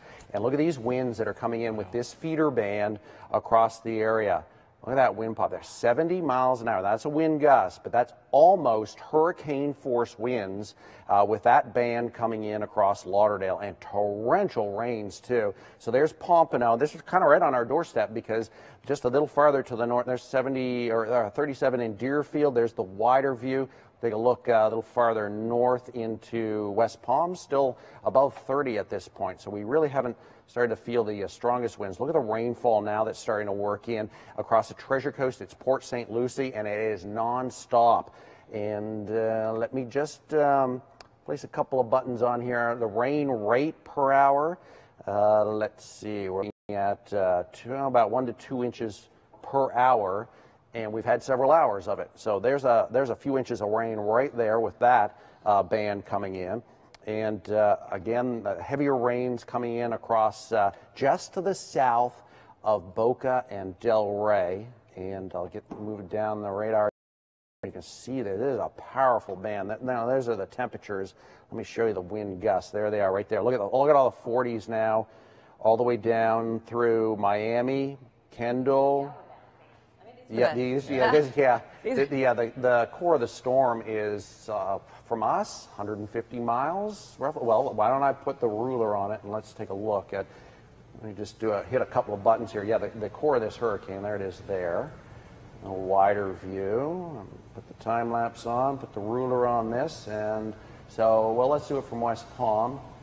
The eye is 226 miles away, and at its closest approach. Clear that off. Its closest approach tomorrow evening, it will be around, that didn't work, around Naples and Fort Myers. This should work. So we'll draw the line, and we're probably around 100 miles away. And that's at the coast. The lake is even closer, actually. Lake Okeechobee, we're looking at, roughly 80 miles. So right now, we have a 70-mile-an-hour wind at Fort Lauderdale, and we have a storm. Well, let's do that distance from Lauderdale. Okay. I want everyone to understand that yeah, it's pretty nice out there today. Breeze and some rain coming in, but overall, not a bad start to the weekend. It's not going to end that way. We are looking at some very strong winds coming in, and they'll peak tomorrow evening. So Lauderdale, roughly to the center of this storm. So there is 193 miles. And now we have a tornado warning for Broward, and I'm going to take a stab at that and say that is that same cell. It's way west. Okay, let's show that with the radar. Put the laps on and scroll down. Said US 27. 27, and let's put the warning on. It just came out, right? Yeah, it just. So it may take a minute or two. So it would be this cell. Let's see, it would be the cell that's working quickly into 27. So you see where the D is, that it would be that area of South Florida. I want to draw this to give you an idea. So this is that storm right there. There's the tornado warning. Just that we asked for it, and there it is. And that's one of the great things with Live Viper 5 Max is that these warnings will pop up automatically, and we kind of get an idea what's going on as far as the direction of them too. But this luckily is west of Sawgrass Expressway. Part of the warning areas along 75 though, so that could be a concern. You got a live pickup too here. Sorry, that's 595. I don't want to misspeak there. If our no, that's 75. Could let us know where this pier is. I'm assuming it's in Broward County. Flagler Beach. This is actually north end, so north. We're in Flagler Beach. Just south of Jacksonville. That's the live video coming in? Yes. Okay, well, let's take a look at that area. I mean, they're pretty far north at this point, and their winds, they're right along the coast, obviously, so their winds are, most spots up north are actually less than 20 miles an hour at this point. Yeah, so. In the control room, are we able to pull up a live pic of any coastal region where Steve's talking about where these feeder bands are rolling in? We had a picture. Mainly around the Lauderdale Airport. Yeah. That is where we have some... So that tornado warning, James, is in to what time? Till 5:15. 5:15 tornado warning. And then there's another one, Collier County, that just popped up. Another Collier County Till 5:15. tornado warning. Welcome to Hurricane Irma. So these are the outer feeder bands coming in, and this will pop up in Collier County. Yeah, near Everglades City. This is a lot. Sorry. So a little farther south. So it's going to be one of these cells to the south of Naples, likely, that we have the other tornado warning. It just takes just a little bit of time for it to update. It'll be one. There it is, right there. So that's that second tornado warning showing up. If we go to Live Viper 5 Max just for a second, that second tornado warning just popped up just south of Naples. And so both of those are in effect for at least the next half hour. This one here in Broward County is a little bit closer to us and it is moving very quickly west. So we just saw pictures up, Steve, as well. Oh, yeah, that was Miami Beach. So let's see what Miami Beach has right now for winds. 30 to 40, maybe 45 in spots. Pretty good winds. Those tropical storm force wind gusts. Lauderdale now went from 70 miles an hour down to 45. 70-mile-an-hour wind, it'll do some damage. 45, you're going to see some power outages. We've got mid to high 30s at Pompano now. Boca Airport, unfortunately, isn't reporting. And then in West Palm, I think we're low 30s right now.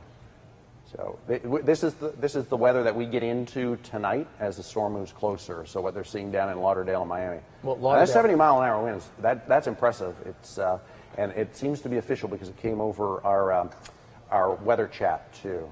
Oh, we have Lauderdale by the sea. Yeah, this is the shot. And it doesn't look too bad. And the reason for that is the feeder band comes in, you get a 50, 60, 70-mile-an-hour wind, and that'll last for 10, 15 minutes. The downpours at zero visibility, torrential tropical rain, and then it starts to improve like it is at Lauderdale Beach right now, Lauderdale by the sea. And then the second one comes in, and it's a little bit stronger. Instead of 50 miles an hour, now it's 55. And that just keeps picking up and picking up. This is going to be a long ride. Yeah, it's going to be a long time. And part of the reason for that is that yesterday we were delayed in the timing of the arrival of these winds. Yesterday it looked like they were going to arrive early afternoon, and now we have them arriving near 6 o'clock, and everything for the last few days has been pushed back.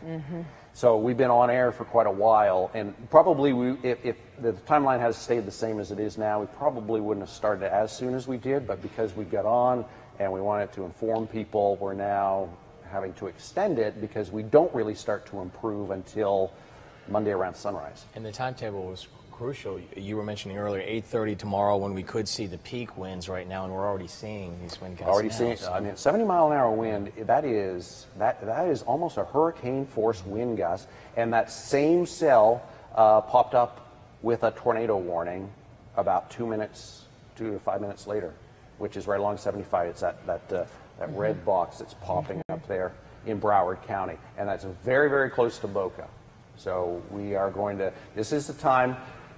Take the wider view. Whenever you get the hurricane itself and the eye and even the outer band showing up on your radar, that's when it's your best tool.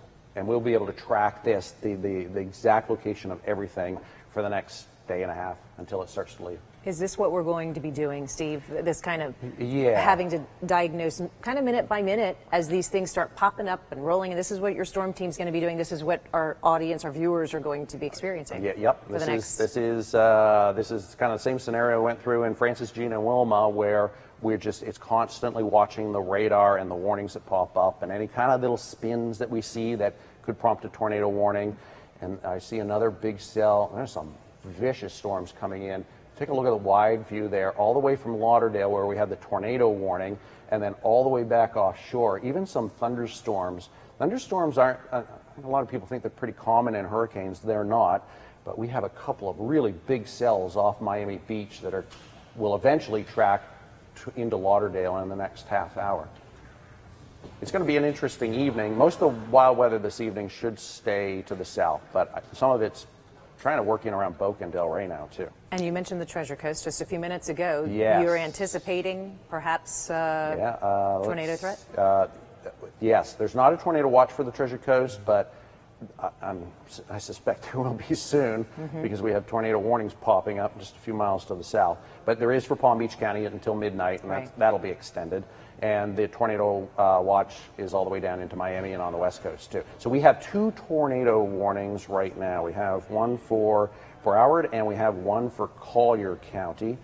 And both of those are moving to the west. So the Broward one will, let's see, there it is right there. That pops up in the red box. Sorry about that. Bad mouse button. And then the second one is in Collier, and there it is right there. So it's just south of Naples. And that storm's moving off the coast. But yes, you're right. We're going to be doing this for the next. And it's critical. A pattern being set up here of these 70-mile-an-hour wind gusts that we'll see throughout the evening. And the thing is, our sustained winds at their peak are looking to be about 60 to 70. Well, not sustained wind gusts, roughly. And now you have tornadoes popping up that obviously have much stronger winds. So watching both those situations. It's going to get busy. And another situation we have in 6 minutes, the National Hurricane Center, the 5 p.m. forecast coming up. Should be coming out. I'm going to check that actually because sometimes it comes out a few minutes before. All right. We'll let you go do that. We're going to take a quick break. Back with more in a moment.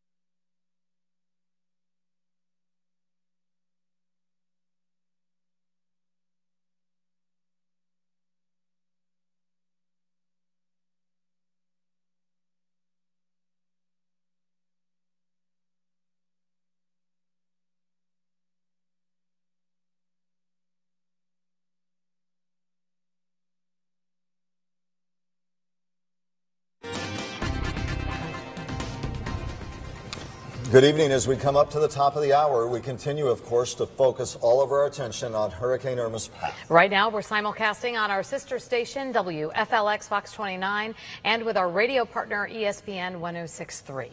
We begin, of course, at the top of the hour with Storm Team 5 meteorologist Steve Weigel for the latest. Steve. All right, the new track is in from the National Hurricane Center, and it just came in the last couple of minutes. I've adjusted it so we can take a close look at it. There's the hurricane right now as it's starting to lift off the north coast of Cuba, which you can see underneath the clouds right there. It pretty much hugged the coastline for the last 12 hours, just dragged along the barrier islands of Cuba. Category 4 for most of the way, the 5 at landfall, and it did take a little bit of a hit as far as dry air getting entrained near the western side of this, but wow, as it's getting off the coast again, it's starting to fill in and become more protected. See the bright red area here? There's just no areas where any dry air can get in to weaken it again, and it's up over some very, very warm water with the Florida Straits between Cuba and Key West, roughly 100 miles away from the the upper Keys. And there's a look at that eye tonight. So there's the land area. You'll notice in the last about hour to two, the eye is now starting to lift away from the coastline, and Key West is next. And the new forecast just came in, the new track, took a close look at it, and it does appear like this one is either going to make a landfall on Key West or very close to it. So a Category 3 right now, 125 mile an hour winds, and now it has that northwest component. So it's been moving west for the overnight and a good part of today. Now it's west-northwest at 9. And here's the forecast track, Category 4, just south of Key West. That is 2 a.m. and then it works up toward Fort Myers. It's just off Naples. This is 2 p.m. tomorrow at 140 miles an hour. Then a landfall possible. Now, I've slowed it down a little bit because this is its closest approach to us. This will be late afternoon.